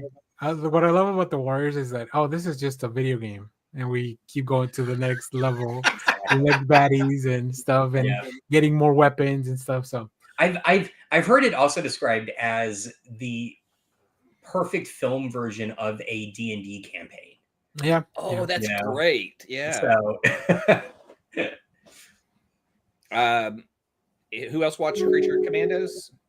I've seen the first one. I haven't seen it, but I got to step away for a sec. So okay, well then I won't talk about the current one, but James Gunn has said it's one of his favorites because it's Weasel's semi-origin. It's kind of how he got into the Suicide Squad.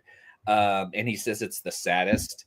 But I feel like the second story of G.I. Robot was probably sadder. Like his feels sadder to me than Weasel's. But since y'all haven't seen it, I won't spoil it. But but he is using each episode to kind of tell some backstory on each of the characters, which I really enjoy. Because G.I. Robot I didn't know much about, and just his history is just cool to see, and then brought up current and why he's with the team. So I guess we're going to go through all of those. And David Harbour as Frankenstein is just my favorite, because this third episode he really got a chance to do great voice work. Like before, he's just been like angry, and this he has a whole scene that's fantastic of voice work that I absolutely love. So Creature Commandos is, I mean, it's when I'm looking for it's filling the void of What We Do in the Shadows, and I'm looking forward to that's good to weirdos every week having a story. I find it so weird that somehow this ended up kind of being the first of the new DCU things. Yeah. Although what's frustrating is like I really want to watch it with my daughter, but she kind of really has to see the Suicide Squad and Peacemaker. Not really. You don't think so? Like, no. I mean, the first Creature Commando episode had 3 or 4 just callbacks to the movie. It is true. And they're kind of explained it away. Like, you really have to kind of have seen the movie to get those callbacks. Yeah, but I don't know. I feel like you could watch it without seeing the movies and just understand that, like, oh, we aren't using humans for this, and these people aren't humans. That was kind of their explain away kind of piece. I think she would love both the Suicide Squad and Peacemaker. So, oh yeah, and like they do reference the fact that oh my God, Amanda Waller's daughter outed her. So yeah, that's kind of covered a little bit, and that's why they're having problems. But I think James Gunn has always had in mind that Amanda Waller is one of the big bads of the DCU, and she will be consistent in here because you have an actress of that caliber. You don't just use her for throwaway stuff. No. I just assume that she signed an MCU type contract to do all this. So oh yeah, absolutely. I started Mythic Quest on Apple. Oh, so good. I finally started it. I see what you guys were talking about. It's weird seeing Rob McElhenney as this character, but I kind of love his character being so weird. Yeah. And Danny Pudi is fucking to me, he's the best thing in the show because I love Abed, and this is like evil Abed. I mean, he's just really evil. Like his character is just there for the money and just so corrupt. But while I've been binge watching it, trying to catch up, and while doing that, there is an episode that's dropped early on about Jake Johnson and that is a great episode. Such a good episode. Sophia Falcone. I can't think of her name right now. Yes. Yeah. So good. Yeah. Just like in the middle of this story, it's like a perfect story of gaming and love. And it comes out of nowhere. Like you're just going along and all of a sudden you're like, what the fuck is happening? Every episode, they do it a couple times. I think once a season where they do like an off continuity episode. Oh, okay. It's usually the best one. I'm still only halfway through season 2 because I lost my brother. It's really good. I love that show. But have you gotten to the COVID episode? No. That is so good. That one is unbelievably amazing. It's really, really good. And it should be coming up pretty quick, right? Is that it's in between seasons 2 and 3 or 1 and 2? No, it's in between some of the seasons. Between seasons 1 and 2, yeah. So. Okay, yeah. I haven't gotten there. I have been watching Silo. I was because Shelby had read the books, and so she was like, "Yeah, I don't need to watch that. It's pretty depressing." And I'm like, "I'm in." so like I start watching it, and it is a brutal dystopian. Like after binge watching it to get caught up, the show does great reveals. And then you find the formula to the show. It's like, here's a great reveal, and then we're going to have a serious scene between two people who don't know each other's intentions of, good or evil. and then there's usually a scene with Common or Tim Robbins just being fucking evil. Those two, man, they fucking scare me, man. They're just so good at just turning on the evil just because, you know, just make it into a reason.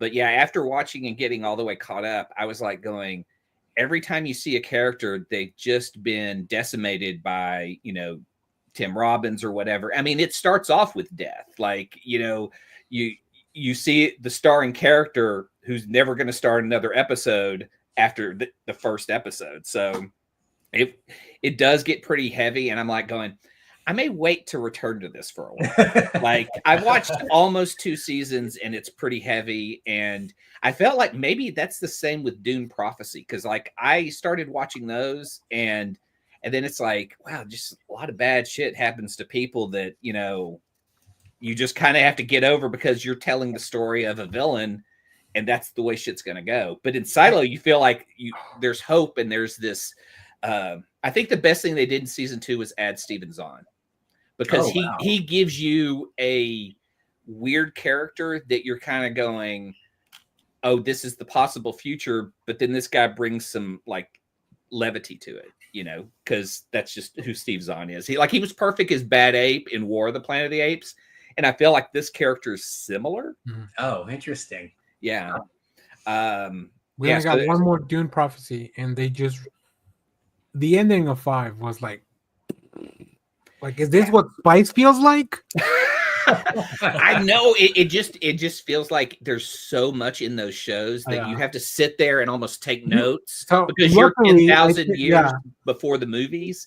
And luckily, that's one of the ones I take notes for because I'm doing videos for them, right? So like I have to take notes. So that helps. Definitely Dune Prophecy is like in Silo probably the same. Like you can't be on your phone while watching the show. No. So, but which is probably a good thing. Get off your phone. Let's see here. What did I watch? Get off your phone and watch the bigger screen for a while. I did watch Hawkeye just because, you know, the holidays and it's a great day watch. You could put it on at the beginning and finish it by the end of the day.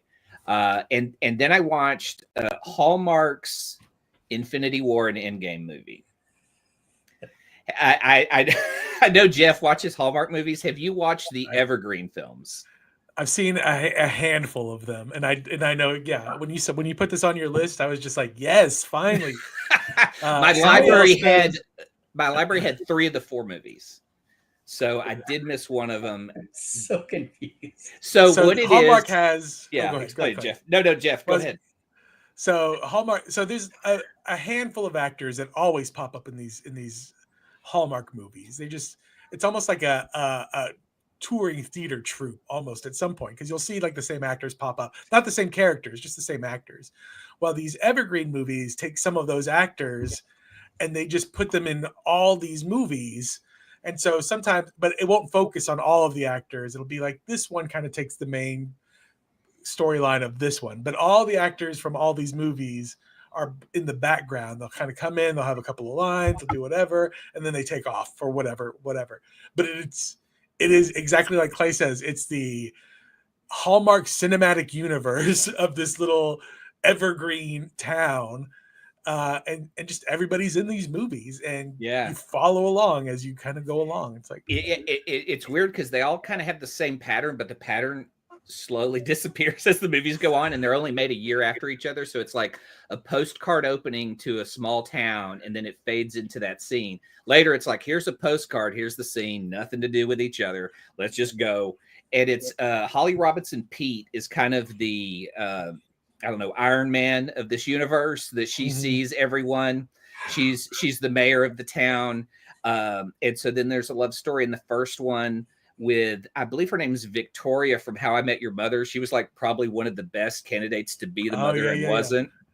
The second movie has Jules from Psych as the love interest. Everyone has like, a previous career, and you get to see that. And they have like a Portals moment because they're all in Evergreen.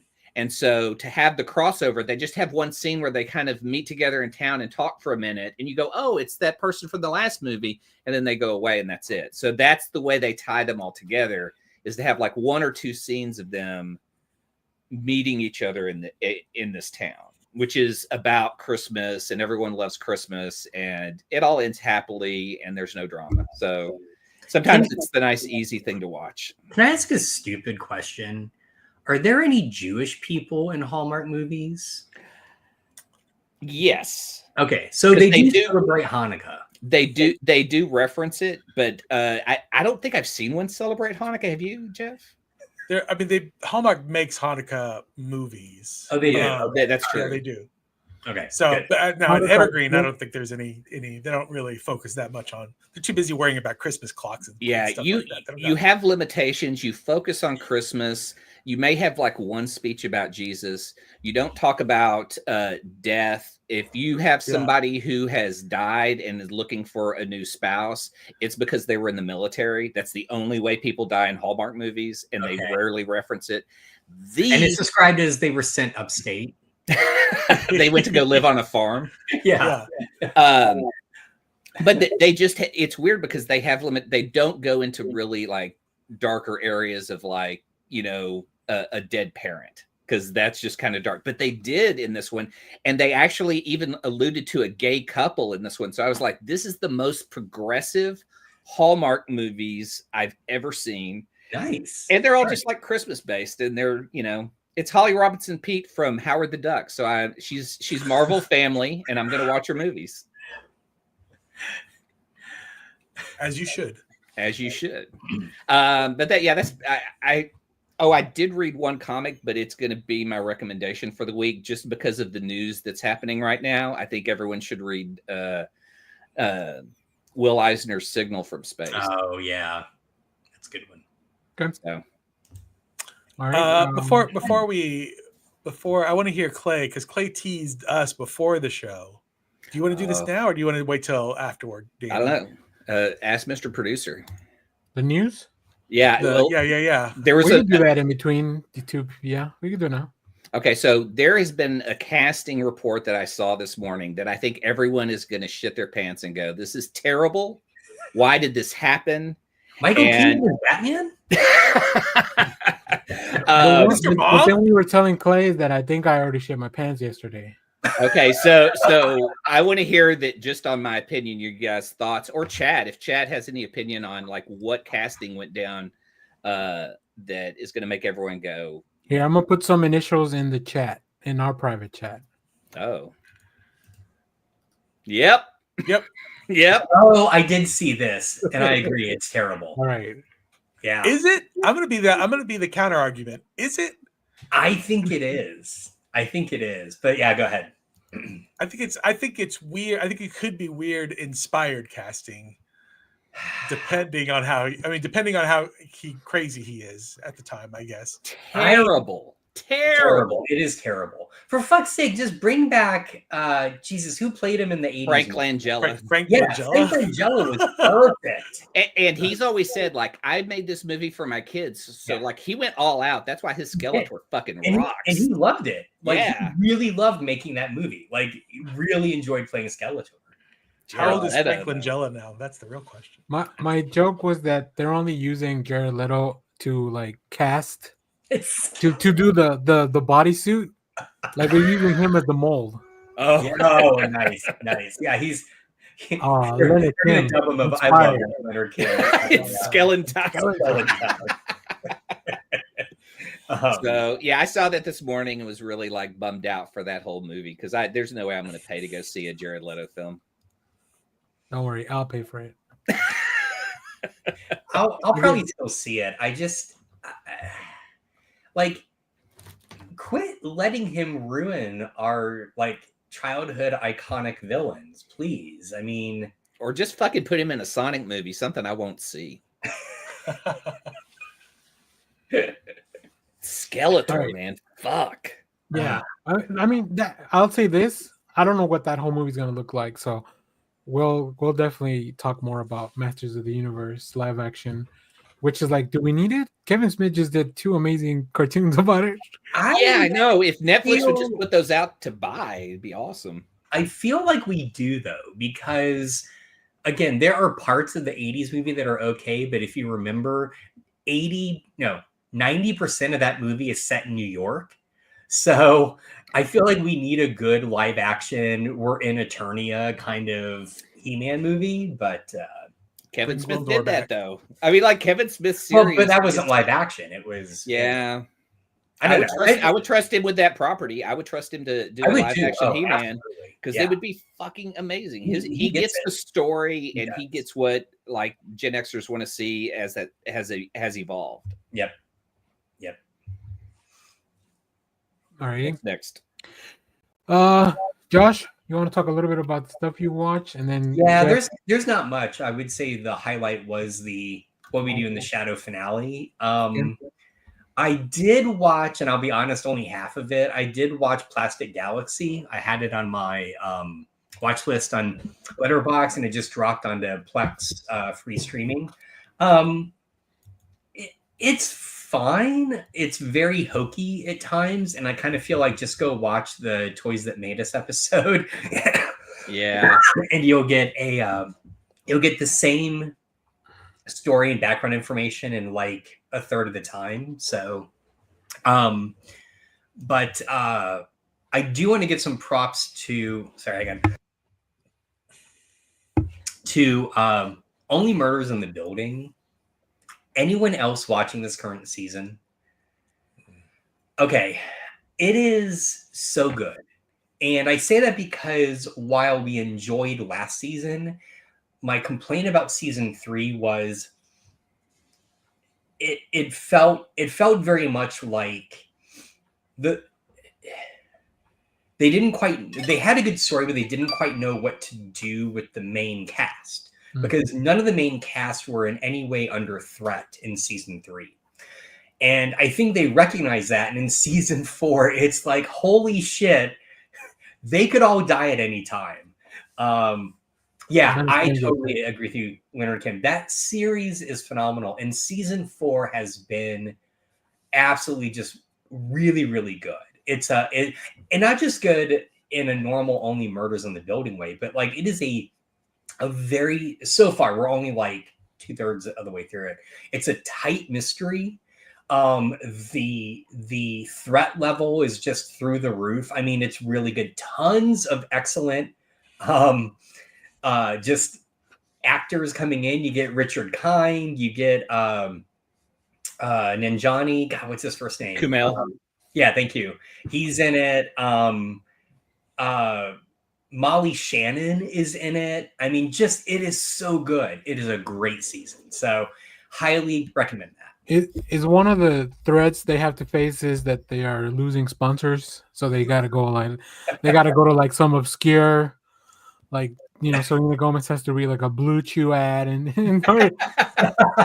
No, the opposite actually, which is the main crux of season 4 is they're making a movie of the first season of the podcast. Oh, so that's the other thing. You get the actors playing them. Zach Galifianakis is playing in the movie is playing Martin Short, right? Martin Short. Eugene Levy is playing Steve Martin, and Perfect. Eva Longoria is playing Selena Gomez.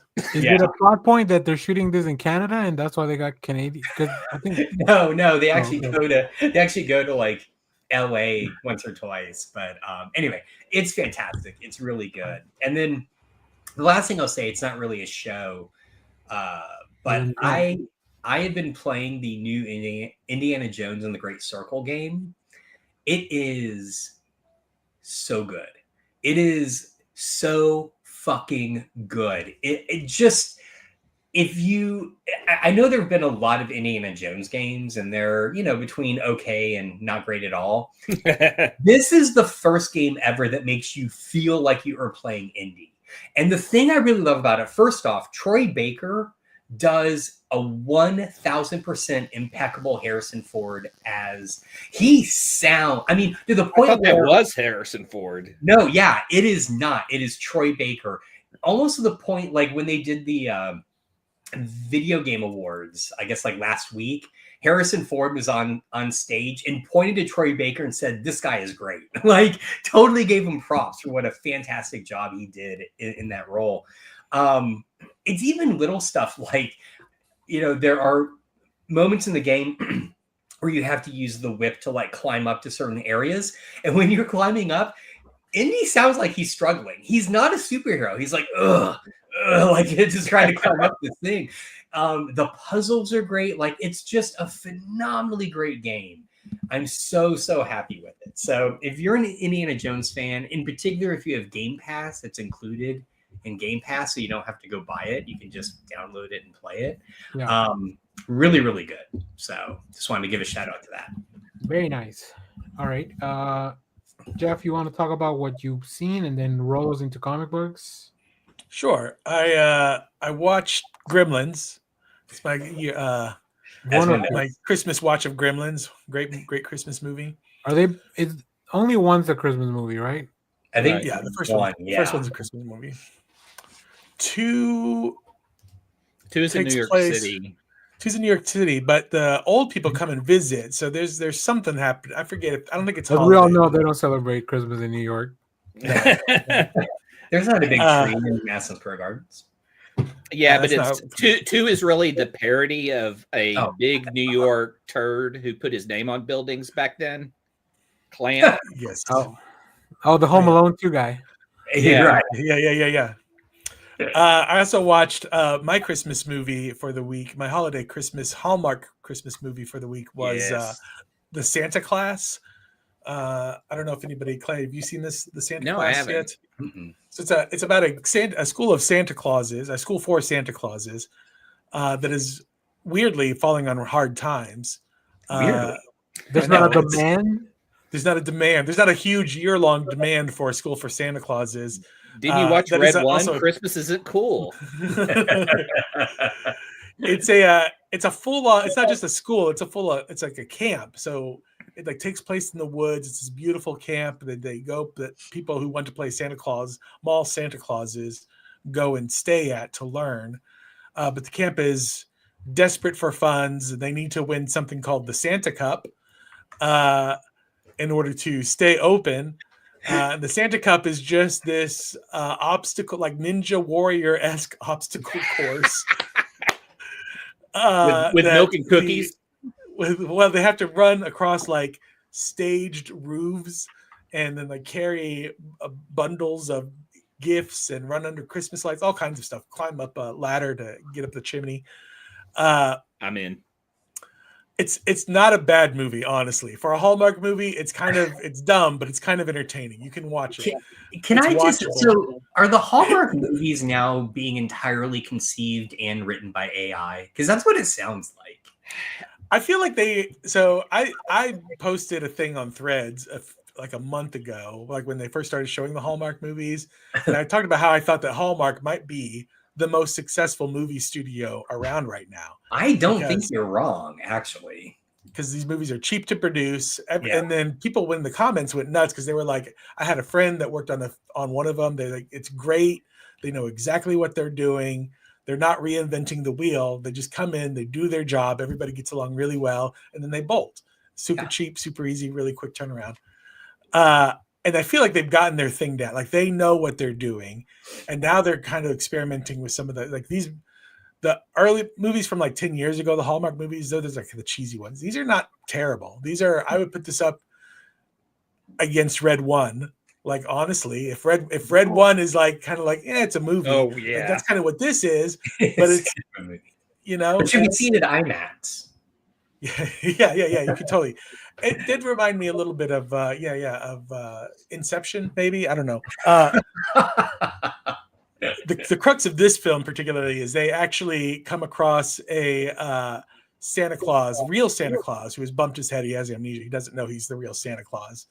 And so these two people that are going to slowly fall in love over the course of this movie, who are running the school for Santas, are like, well, we can't turn Santa Claus into the police because they'll ET him. They'll try to cut him open and try to figure him out. So they're like, maybe if we take him to our Santa Claus school, it'll jog his memory and he'll remember he's Santa Claus. And so he goes to the Santa Claus school, and he does eventually remember he's Santa Claus. They do eventually win the Santa Cup. Sorry, spoilers. And Santa Claus does remember who he is, and the two leads fall in love. It's the perfect movie. It's my Zack Snyder's Justice League, honestly. So I just like, so you're in one line, you're telling me this is not something you can have on in the background with small children on, which is they will ET Santa Claus. There's so many weird little references in the movie where I'm like, this was written by somebody who watches a lot of TV and stuff, because there's all kinds of weird little pop culture references in this movie. Wow. Oh my God. It's on Peacock, streaming on There Peacock. are 3 writers. Watch it. Never. So there are 3 writers on this film. Dan Slott. And all 3 are great. 2 of them are pretty new. 2 are pretty new. The one guy that's listed, he has 7 films listed, and 6 are Christmas movies. But he also wrote the weird one that I watched, I talked about last week, called Hot Frosty. Yes. And the one about what happens when a snowman comes to life. Well, you marry him and you have sex. That's what that movie is about. And he wrote that too. I'm just gonna make a guess that he is Hallmark's script puncher upper. I bet they get a script in, they just call him, hey, come here, make this more Christmassy, and also bring us the Aaron Sorkin of Hallmark. Yeah, exactly. Well, he has 6 movies to Hallmark in 2 years, so he's cranks them out. So maybe he is using AI. Maybe we should just do an AI Hallmark movie on here. There you go. Christmas is in danger. Someone needs to save it. AI, write a story about it and make it one hour and 25 minutes, because every Hallmark movie is 1 hour and 20 something. We gotta count the commercials, though, you know. Yeah, exactly. All right, I'm gonna skip into comics. Let's go. So, has anybody else had the weird shipping things at their comic shop? Like mine did. There was some stuff. Anything that's Diamond. Diamond's having a lot of issues right now. I don't know about. I don't know what publishers you are having issues with, but Diamond for sure is having issues. Okay. Yeah, I knew like for the last couple of weeks, I knew this was a big thing. Also, PSA, I guess, for next week, you guys probably will get your comics on Thursday since it's Christmas and most shops will be closed. I know mine will. So, that is not how the hierarchy goes. It goes comic shops, Christmas. That's what I would think, but until we can have an ATM that dispenses my new comics. Oh, now there's an idea, like a red box. Yeah, red box comics. I read the most recent issue of Wonder Woman here. Got Detective Chimp. That dude's everywhere lately. He's also in this, which I will talk about. Bruno Redondo. There's a really fun panel. Which one? Hold on. It's a great. It's a great issue. Yes. Oh yes, I love it. It's really good. It's really good. Bruno Redondo gets it. This feels a little timely in that we have a billionaire who is has the ear of a lot of politicians right now. How does something know? I know. Absolute Batman #3. Another great absolute comic from DC Comics. Good stuff. We get to see the Batmobile do some really cool shit on this one. Ooh. And Bruce Wayne might finally become rich by next issue. Maybe. We'll see what happens. I don't know if anybody else is reading. I don't know if anybody's reading Sacrificers. This is so good. This is a great comic. Also feels kind of timely in that our main character here, Pigeon. I don't know what his real name is. The Sacrificers is about a group of gods that live on this planet, and they kind of run the whole thing there. And they sacrifice little kids so that they can stay in power. The Pigeon was one of the little kids that was supposed to get sacrificed. He's like, He steals some power from the gods, and he's going around just slaughtering all these gods. Feels very God of War. Yeah. Is his name Luigi by chance? I mean, it might as well be. G.I. Joe #2. Man, they got their ass kicked. They did. Although I kind of felt like that was an important thing to occur. You know? Yeah, I agree. Yeah. I heard and when I was reading, I heard in my head the Flight of the Valkyries. I did. What I love- did. Oh, go ahead, Jeff. I'm sorry. I was gonna say, just real quick, what I love about it is I hear the cartoon voices in my head when I read Oh, it. absolutely. Yeah. Nice. Yeah. I did like Cobra Commander's like running commentary, watching Duke, and just be like, this guy is insane, you know? Yeah, he's like, I love this guy. We need to try to recruit him because And then Destro's like, what? We can't recruit him. Yeah. I did. Bring me I that do love guy. I love that play that they're playing with that Destro Cobra Commander relationship where it's just like the cartoon, just kind of modernized, but Cobra Commander's a nutcase and Destro's just a businessman. I agree, Jeff. Make him kids. Make him Except kids. here, Cobra Commander is actually truly terrifying. Yeah. Yeah, exactly. The Superwoman special. I'm kind of going back over the last couple of weeks of comics because we were here last week. But this, we finally learned where Lois Lane gets her powers from. Oh, I need to read that. It's good. It's really good. The artwork. There's a bunch of different artists. It does explain where she gets her powers from. I won't spoil it, but somebody's not going to be happy.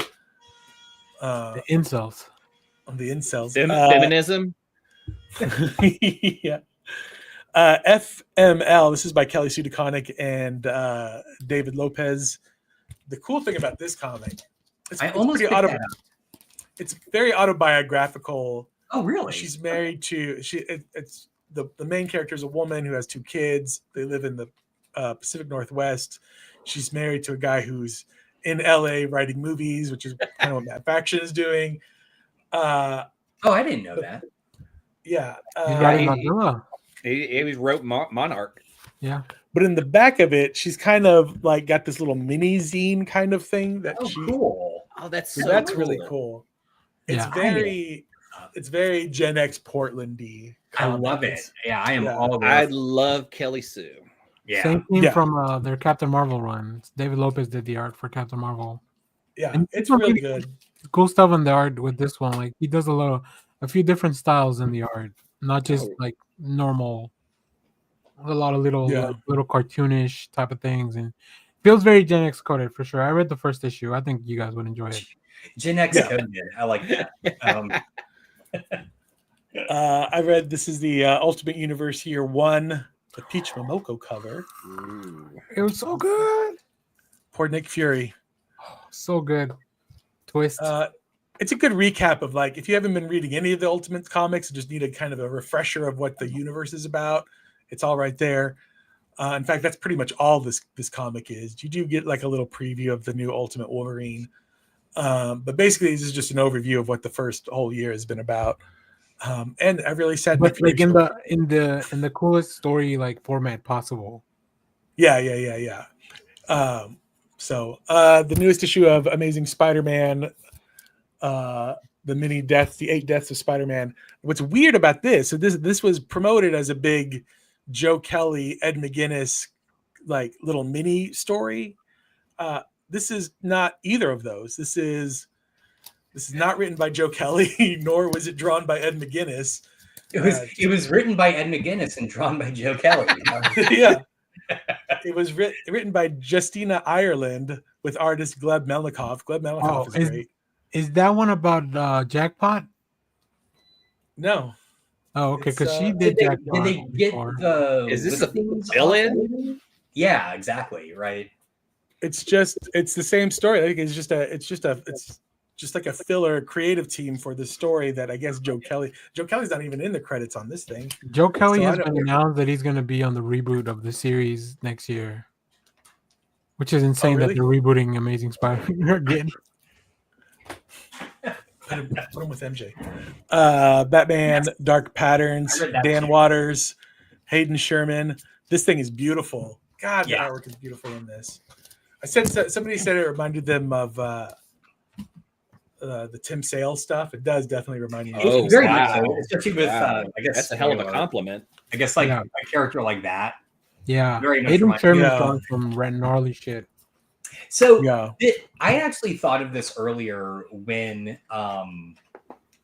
we were talking about the trailer, and Jeff, I think you said how one of you said about how there's always this moment in a Superman story where he has to realize he can't save everyone. And what I love about the way this opens is because this takes place after year one, right? And so the way this opens is you get this sort of narration from Bruce about how like these kids are playing a game where they try and like dodge the subway train, and like X number of kids have died.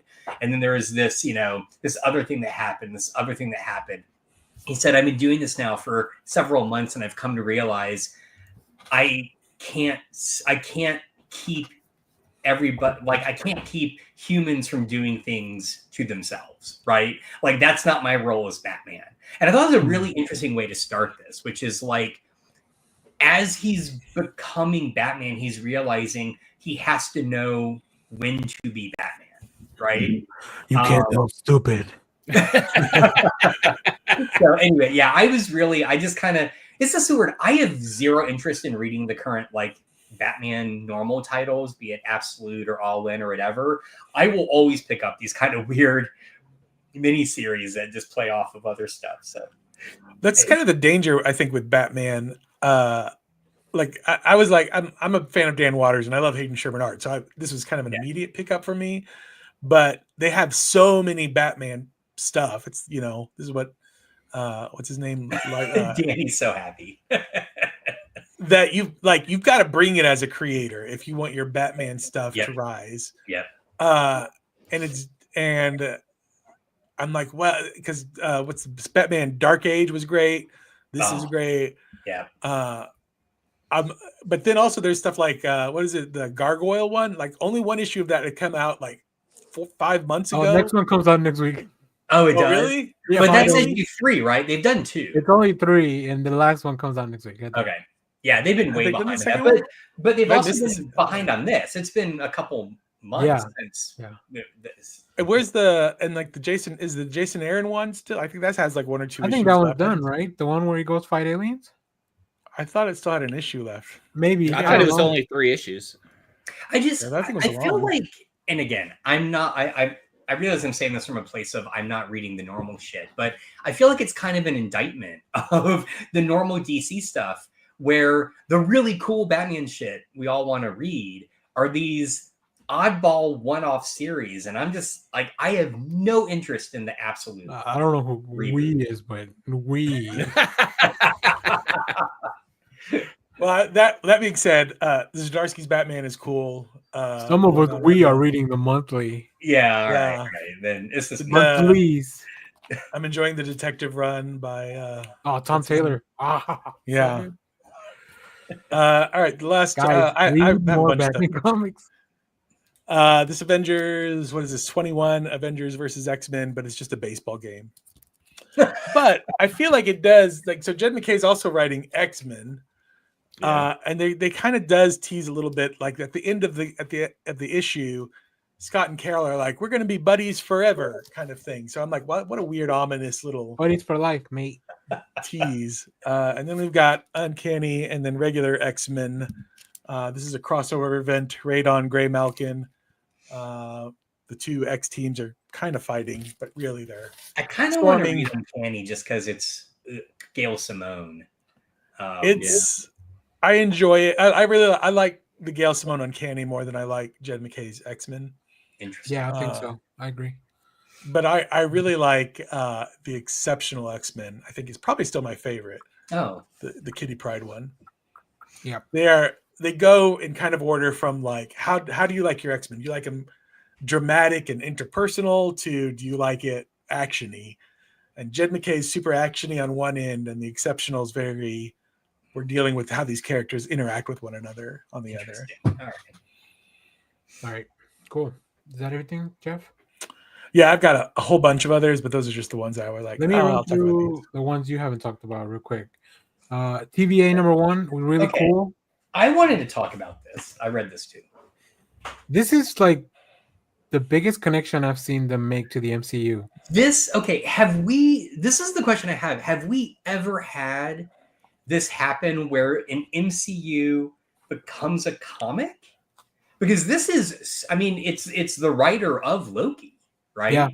Yeah. So this is straight up. You're not in the comic universe. You're reading a comic set in the MCU. Yeah. There's a Gambit in this team. There's all Yeah. the characters from Loki.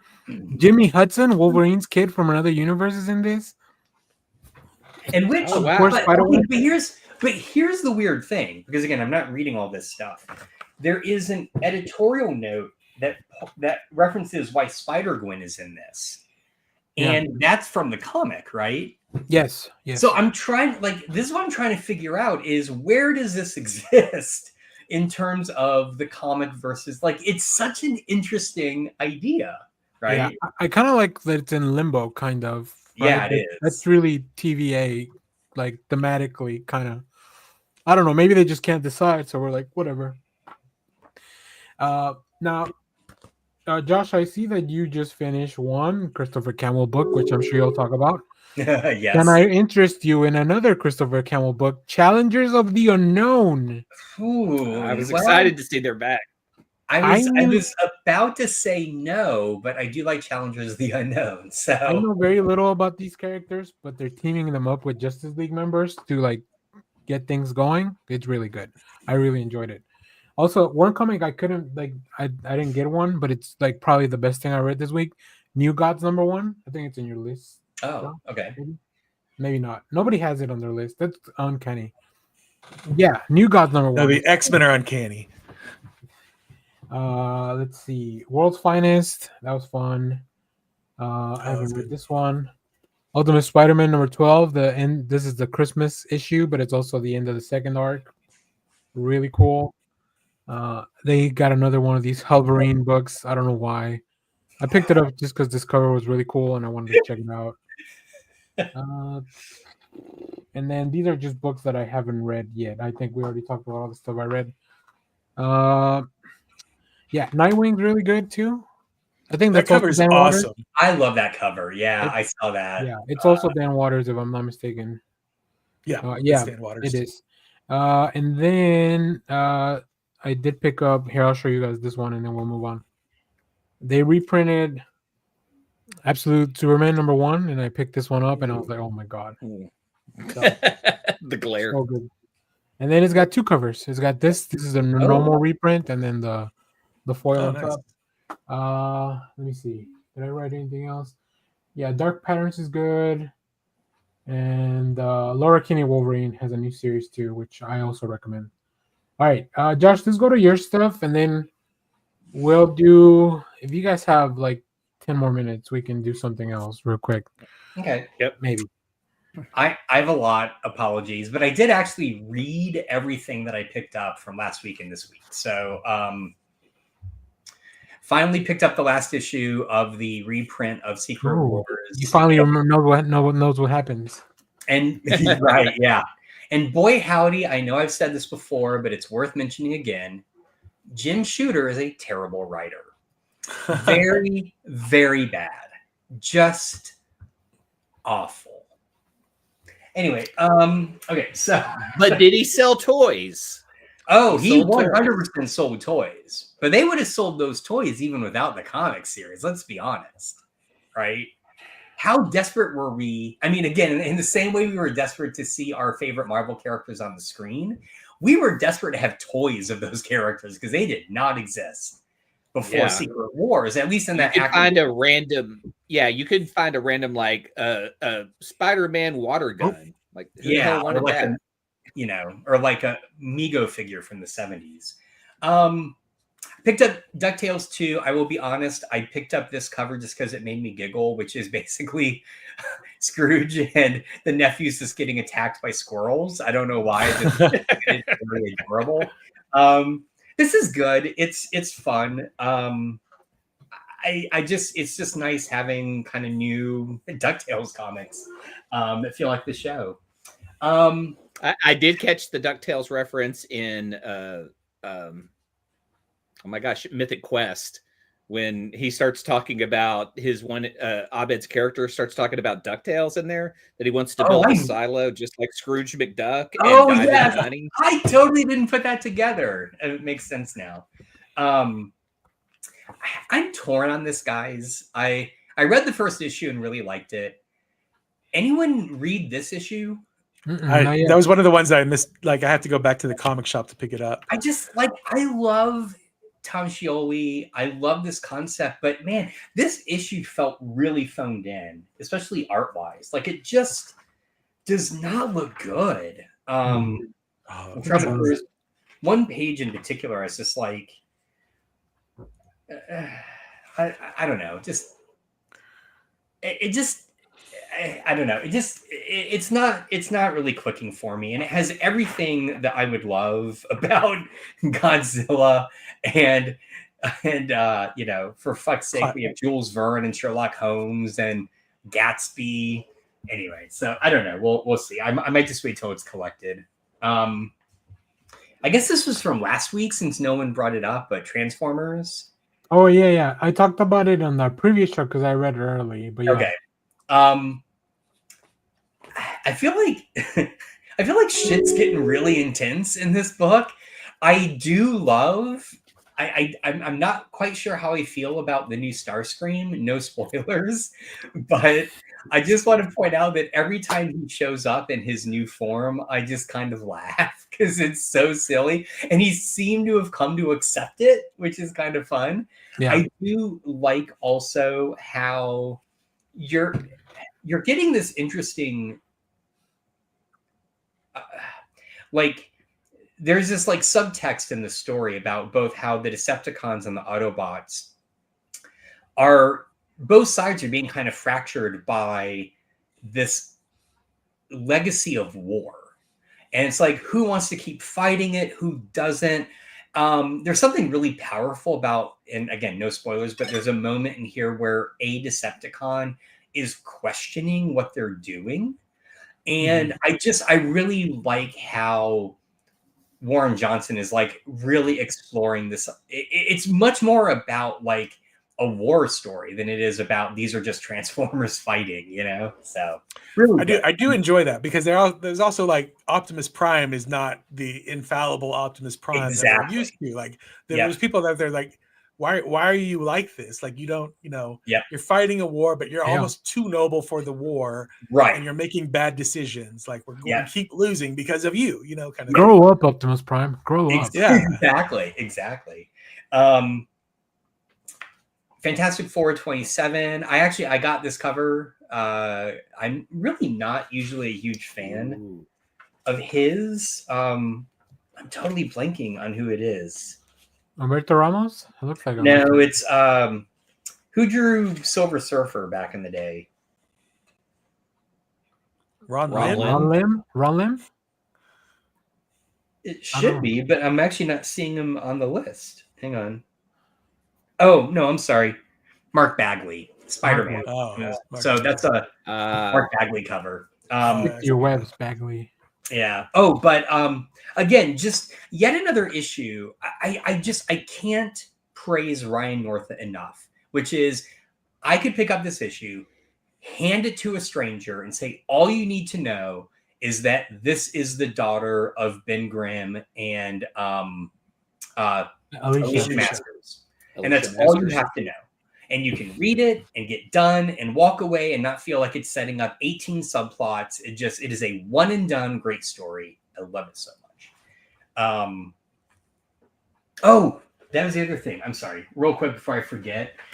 One thing that stood out when I was reading this that I never noticed as a kid is I'm going through and there's one page in particular, I just opened to it, that I looked at, I'm like, that's not Zach's art.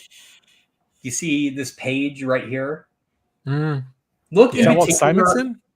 It is Art Adams. Oh. It's like a fill-in page by Art Adams in Secret Wars number 12. So is that Mark Bagley? Okay, I'm sorry. Okay, real quick. That's wild because he's notoriously slow with art. I know, right? But I mean, when you figure how far back that goes, I bet that Zach was just having trouble probably keeping up with the demands to get that out each month. And probably Art Adams was a new guy and stepped in and did it. So Batman 89 Echoes, again, if you're not reading this and you're a fan of the original Burton movies, you are missing out. And I will say the thing I love the most about this that also breaks my heart is if Sam Hamm had the chance to actually introduce Robin the way he wanted in this, the thing I love about Robin in this, and it definitely comes through more in Echoes than the last one because he's more established in this. Robin is structured in this almost like Sherlock Holmes with the Watson? No, with the Baker Street Irregulars. Because Robin is a kid from the African American neighborhood, he has all these people he knows in different industries, and he just uses them as almost like a network of informants. And that plays a big factor in this issue. And you're watching it work out, and then he's informing Bruce what he's learning, and you're like, this is brilliant. I want to see this like on screen. This would have been kick ass. It's such a great use of the character versus what we got. So anyway, some shade there at Chris. What's his face? Schumacher would disagree with you, but all right. Schumacher always disagrees with me. Real quick, just show you a few. I picked this up. I'm going to save it for Christmas Eve. Shiver Suspense Stories. Just a one-off issue of Christmas Eve horror or Christmas horror. I did read that. There's a real fun take on the Christmas Carol in there. Ooh, nice. Okay. Last issue of Conan, Battle of the Black Stone. This kind of let me down a little bit. I felt like it was rushed. Yeah. So I was kind of bummed about that. I did want to point out I am reading the novel that is part of this as well. Cool. Yeah. So this will quite honestly be the first crossover I've actually read everything of in my entire life. This Conan issue starts a new story. So it's a new arc. Has a new artist on it. So they've brought in like a third artist so they don't have to go back between the two. She's really great. The artist is, hang on. The artist is Danica Brine, who I've never seen before, but she's really good. Nice. So I like that. Savage Sword of Conan, also great. This just brings back all the memories of like looking up at the top shelf of the magazine rack when I was a kid and seeing this and Heavy Metal next to Playboy and thinking, I want to read Conan one day. But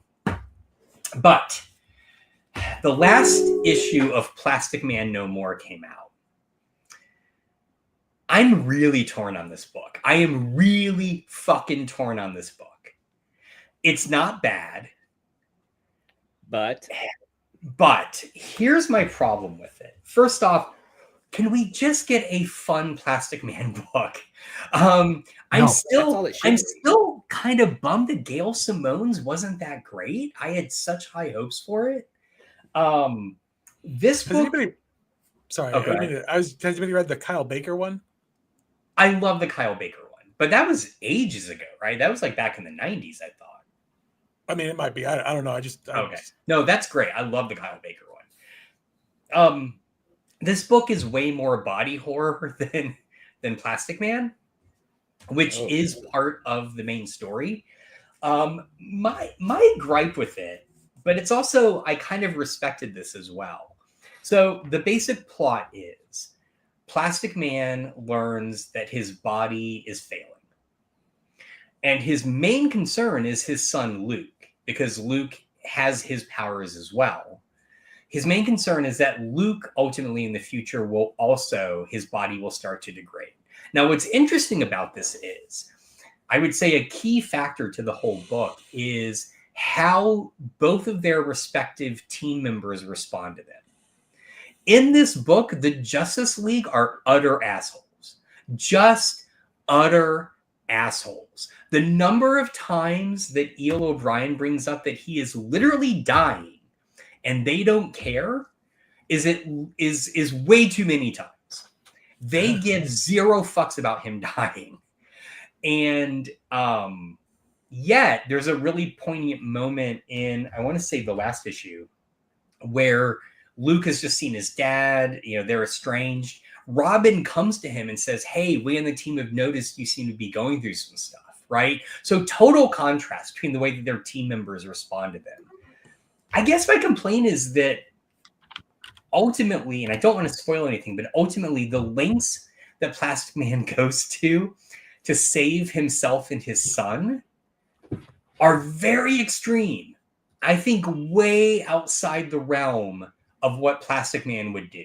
It doesn't seem quite fitting for him. I don't know. You've read this, Danny, right? I've only read the first issue, so now that it's over, shit. I'll go and read it all. Okay.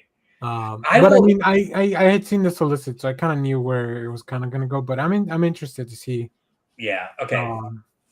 When you read it, I would be intrigued because there's some stuff that happens in this that is really intense. Yeah. Like, what I like about the first issue was how they would use different artists for like the Justice League stuff. When like, oh, you kidder, you know, you're a big jokester or whatever. So there's a moment, I don't know if it's in the last issue. I don't think it is. It's in this one, where they do that, but it feels again very intentional.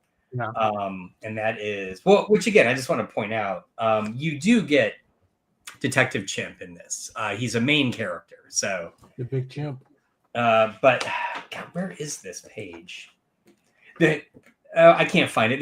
There's a moment where he's up in the jail satellite, and he's trying to get the rest of the Justice League to sign on to let him do a mission, and it's in the other artist style, so it's very cartoony and very, you know, and then during the discussion he has this, because his body is falling apart, he has this bodily reaction where he just sneezes and just stuff goes everywhere, and the moment he sneezes to full paging, it goes back to the other artist. Yeah. And at first I was like, wait, what's happening? You know, I had to go like kind of, but then when you flip the page, it goes back to the original artist. It's like when they want to do the body horror, they go to the original artist.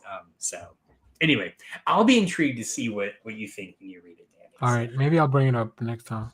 Yeah. To be fair, the Justice League, if you go to the Justice League and they're like, I'm dying, they would be like, Clark died last week. I mean, yeah, right. Oh, God, just really pissed me off though. They're such dicks. Alrighty. To close out the show, I know we've gone very long. Sorry. Yeah, sorry. That was my fault. No, it's fine. I wanted to do, and I hate that Clay stepped away at this moment. So he'll just have to catch up on the fly. This one here. We're gonna do a very quick, no arguments, best Christmas movie bracket. Disclaimer: I took out Die Hard and I took out Batman Returns because I feel like we would push for those. So these are just like very straightforward 100% make sure Christmas movies. Yeah. So right now we wouldn't get a tie. Whenever Clay comes back, we'll rotate the tiebreaker. And we're just gonna start. Sorry, Clay, you stepped away at the wrong moment. And just yell out which one you want, and then if that's it. So Muppets. Okay, great, perfect, easy peasy. Home Alone 3 and The Holiday. Holiday. I like Home Alone 3. That's not even a. I mean, did you The Holiday, Josh? You said. Yeah. Okay, so we're 2-1 on that one. All right, Charlie Brown versus the original Home Alone. Charlie Brown. I mean, that's a much tougher one, but not really. It is. Honestly. Yeah. I was gonna pick Charlie Brown. I mean, I was gonna pick Home Alone, but it doesn't matter, I guess. Santa Claus is Coming to Town or White Christmas. He has a real White Christmas. I mean, Santa Claus is Coming to Town's pretty white too. That just looks bad. I'm gonna go White Christmas. I'm gonna go White Christmas. See, I was gonna go Santa Claus is Coming to Town. If you're gonna have a claymation, it's got to be Rudolph, right? But I'll always go for claymation over live action. So that doesn't even look like clay though. It's yeah. No, it may be like Puppetron or whatever. Yeah. All right, Christmas Chronicles versus this Santa Claus 2. This is the second Santa Claus. I've never seen the Christmas Chronicles. I love gotta Christmas go Christmas Chronicles. I got Christmas Chronicles because that's I know the Santa Claus, the newer movies that I will watch every year now. The regular Santa Claus is out there somewhere. A Christmas Story versus Deck the Halls. Christmas Story. What the hell is Deck the Halls? It looks like a bad Danny neighbor. DeVito? That doesn't even look like Danny DeVito. It doesn't look like Matthew Broderick either. Maybe, yeah, it's a weird picture. Yeah. I actually don't like A Christmas Story, but that's fine. Last Christmas versus Jack Frost. Jack Frost. Jack Frost. Jack Frost with go the snow boobs. All right, Home Alone 2 or A Christmas Carol, the Jim Carrey animated one. I mean, Christmas Carol just on principle, because who wants to give Home Alone 2 any recognition these days? I know, poor Macaulay Culkin. Oh, he'll always have the other ones, I guess. Oh, fuck. No, Muppets. Yeah.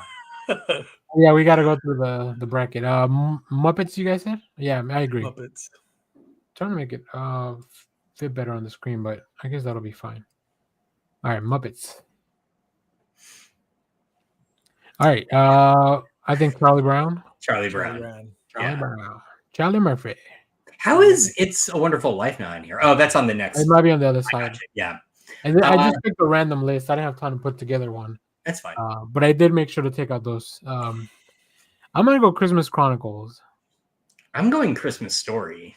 No, you're gonna make me choose. Yeah. I'm gonna go I'm gonna go the Christmas one. I'm gonna go Christmas. I'm gonna go Christmas Story. It wins. This is 100% when you could say, I'm going to go Christmas, and then your internet goes out, and we're like, oh, fuck, which one is it? I got to go Jack Frost on this one. I think I'm going to go Jack Frost. Jack Frost.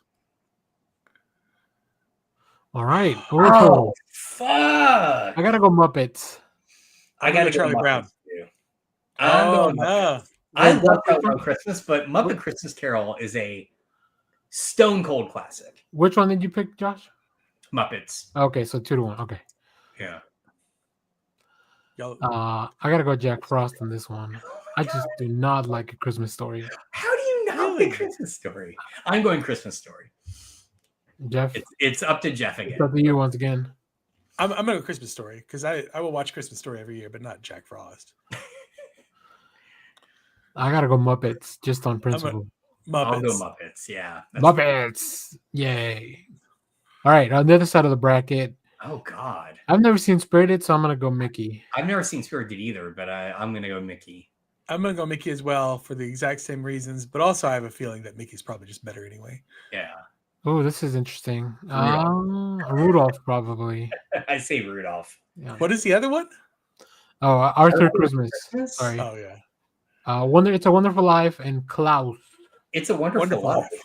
A Wonderful Life. Elf and Love Actually. Oh God damn it, Elf. I gotta go Elf. We're dudes. Which Grinch? I love Love Actually, but animated. Fuck this shit. Oh wow, strong feelings, Jeff. That's Chuck Jones. Animated. Yeah, I'm gonna go animated, but I'm gonna say over time, the Jim Carrey live action Grinch has definitely. I was if Jeff had picked live action, I would have actually gone live action. Oh well, hey, you guys can both outvote me. No, but he didn't. He didn't. I actually really like Happiest Season. It's one of the newer. I've never Christmas, seen it, but I love Mickey's Christmas Carol. It's second only to the Muppet Christmas Carol. All right, Jeff, which one did you pick? I'm going to pick the Mickey Christmas Carol, but I will admit the caveat to that was I thought that was the first Mickey cartoon that we saw. So I kind of Mickey Christmas Carol. Yeah. Oh, that's hilarious. All right, Holiday in Handcuffs versus Fred Claus. I don't know either of these. What the hell is Holiday in Handcuffs? Is it Melissa Joan Hart, Mario Lopez? It's ABC Family. Wow. Oh, boy, really walked into it now. Fred Claus. Which one? Fred Claus? Fred Claus. I can't vote for the anti-vaxxer. Oh, I didn't even realize that. Was that Lopez? No, isn't that McCarthy? No, that was Melissa Joan Hart. Scrooged. All right, great. I like that we don't need the tiebreakers. All right, so this is Rudolph versus Mickey's Once Upon a Christmas. Rudolph. No, that's not the Christmas Carol. That's not the Christmas Carol one. Yeah. Oh, fucking hell. Here we go. Sophie's choice over here. Suicidal Man or Crazy Man Boy? I'm gonna have to go with Elf. Elf. I feel like Elf is the more fun movie. Yeah, I'll go Elf too. All right, the animated Grinch or Grinch. Mickey's Christmas Carol. Grinch. Grinch. Hard. It's Grinch. I love Mickey's Christmas Carol, but it's Grinch. Jeff. Grinch. All right, we're going Grinch. I think this one's pretty easy. Scrooge, because nobody cares about the other one. This one only won because it's weird because it's usually in the top 10 on, like, I think Peacock. Yeah. Or maybe it's on Max that I see Fred Claus up there, and I'm like, who the fuck is? Maybe they don't have Fred a lot. Claus? Yeah, I think it's probably. All right, Rudolph versus Elf. God. Ooh, This is- I'm gonna go Elf. Elf. This would be tougher if this were the claymation Rudolph, but it's Elf. Elf. Is it not the claymation Rudolph? No, I think it's an animated. Oh. No, Oh, I think God. it's the claymation. I think it just has that picture. All This right, hurts. Grinch Hurts. versus Scrooged. Grinch. I'm gonna go Scrooged. I'm going Grinch, just to really throw Jeff a hot potato. I'm gonna go Scrooged. Oh, we All had right. a tie. Well, I'm the first tiebreaker, so we'll keep Scrooged. So Jeff is the next tiebreaker. Listen, we don't They're both good. They're both good. we don't have time for this. Oh, no. It doesn't matter. I don't think it's gonna beat Oh, Elf. no. Yeah, Elf. Elf. Elf. No. Yeah. And on the finals, Oh, you it the hurts. first part of the bracket, but I don't think Where it the would've fuck is changed Die too much. Hard? No, I took out Die Hard and Batman Returns because I knew people would push for those. I don't want it to be rigged. He So- removed Michael Jordan from the. Let's see. We got something in the chat. Elf. No, Carlos is Elf. Carlos, I'm going with Carlos Elf. is voting out. Okay, Carlos is our tiebreaker. I guess if there needs a tiebreaker, Yeah. I'm gonna go Muppets Christmas Carol. I love that movie. You all are dead to me. Okay. I say Elf. Okay. So we got Elf. two elves, one Muppets. No, we have one and one. Carlos is only if needed. Oh, I thought you voted Muppets, Danny. No, yeah. I voted Muppets. Josh voted Elf. I just want to go on the record. I'm not dead to Carlos, no matter how this vote shakes out. I am No. undead to Carlos. Oh, you also voted Elf? I voted Elf. Oh, okay, okay. I'm gonna go. Gosh. Here comes Mr. Dada. Here comes. That's a great song. I'm gonna go Muppet Christmas Carol, Oh, and the tiebreaker. We I say defer to Muppet Christmas Carlos for Carol the wins. tiebreaker. Yeah, so as soon as there was Elf. 2 votes for Elf. yeah. So Elf. Elf is gonna win under protest. Because Die Hard's not in this. Because and that's why I took it out, because I knew that you would push to put it up there, and I would push for Batman Returns. I would So I use a took those veto out. from another vote. From any other that I did use. A in this future one. a veto. You would trade a future Alright. veto. There you go. Elf is our favorite. I'll publish this later. Thanks everyone for playing along from the Daily Planet. We've No already gone gremlins. too long. Clay, remind everybody of the book that you recommend, please. Signal from Space by Will Eisner is a great story because Will Eisner didn't like sci-fi and said, but I think I could do this story in graphic novel form. So he did this story of a signal that reaches to astronomers and then the corruption that breeds from it. Will Eisner didn't like sci-fi, but he still said, "Hold my beer." Yeah, I mean, he was just like, I think I could do a graphic novel on a little something, you know. Well, and don't forget, in the very late run of the Spirit goes to space. Spirit in space to meet Samuel L. Jackson. I wish. God, that'd be No, awesome. But you it- don't, because that's what the movie was. The live action. Oh, movie. well, This yeah. is an adult book. It has nudity, but it's really about how it corrupts everyone. So that's the corruption of everyone involved. And this is also like Cold War USA. So Nudity. I'm sold. You had me a nudity. Sorry, I don't know. I should have given you a booby count. All right, Josh, you also have one. You want to talk about that real quick? I can, or I can save it. I know we're long. Okay, we can save it. Yeah, we've gone long enough. Yeah, it's All right. Remember to fill in our survey. You can find it on our YouTube channel on the link. For next week, and start thinking about this. Jeff wants to know who is our default Superman artist. So we'll talk about that next show. So keep thinking about that. And if you have a default Superman artist, leave it on the chat or in the comments. And that's it. Thank you very much. We hope you have a Merry Christmas. I think Hanukkah's coming along, or any other holiday that you celebrate, Festivus, Kwanzaa, or whatever you're doing next week. Just have a good week. Have a good day. Have a good day. Absolutely. Alrighty. Thanks for watching, everyone. And go watch Zack Snyder's Justice League. It's a banger. Bye. Red one. Most important thing in life will always be Bill Bebo. Simon Sinner, get the fuck out.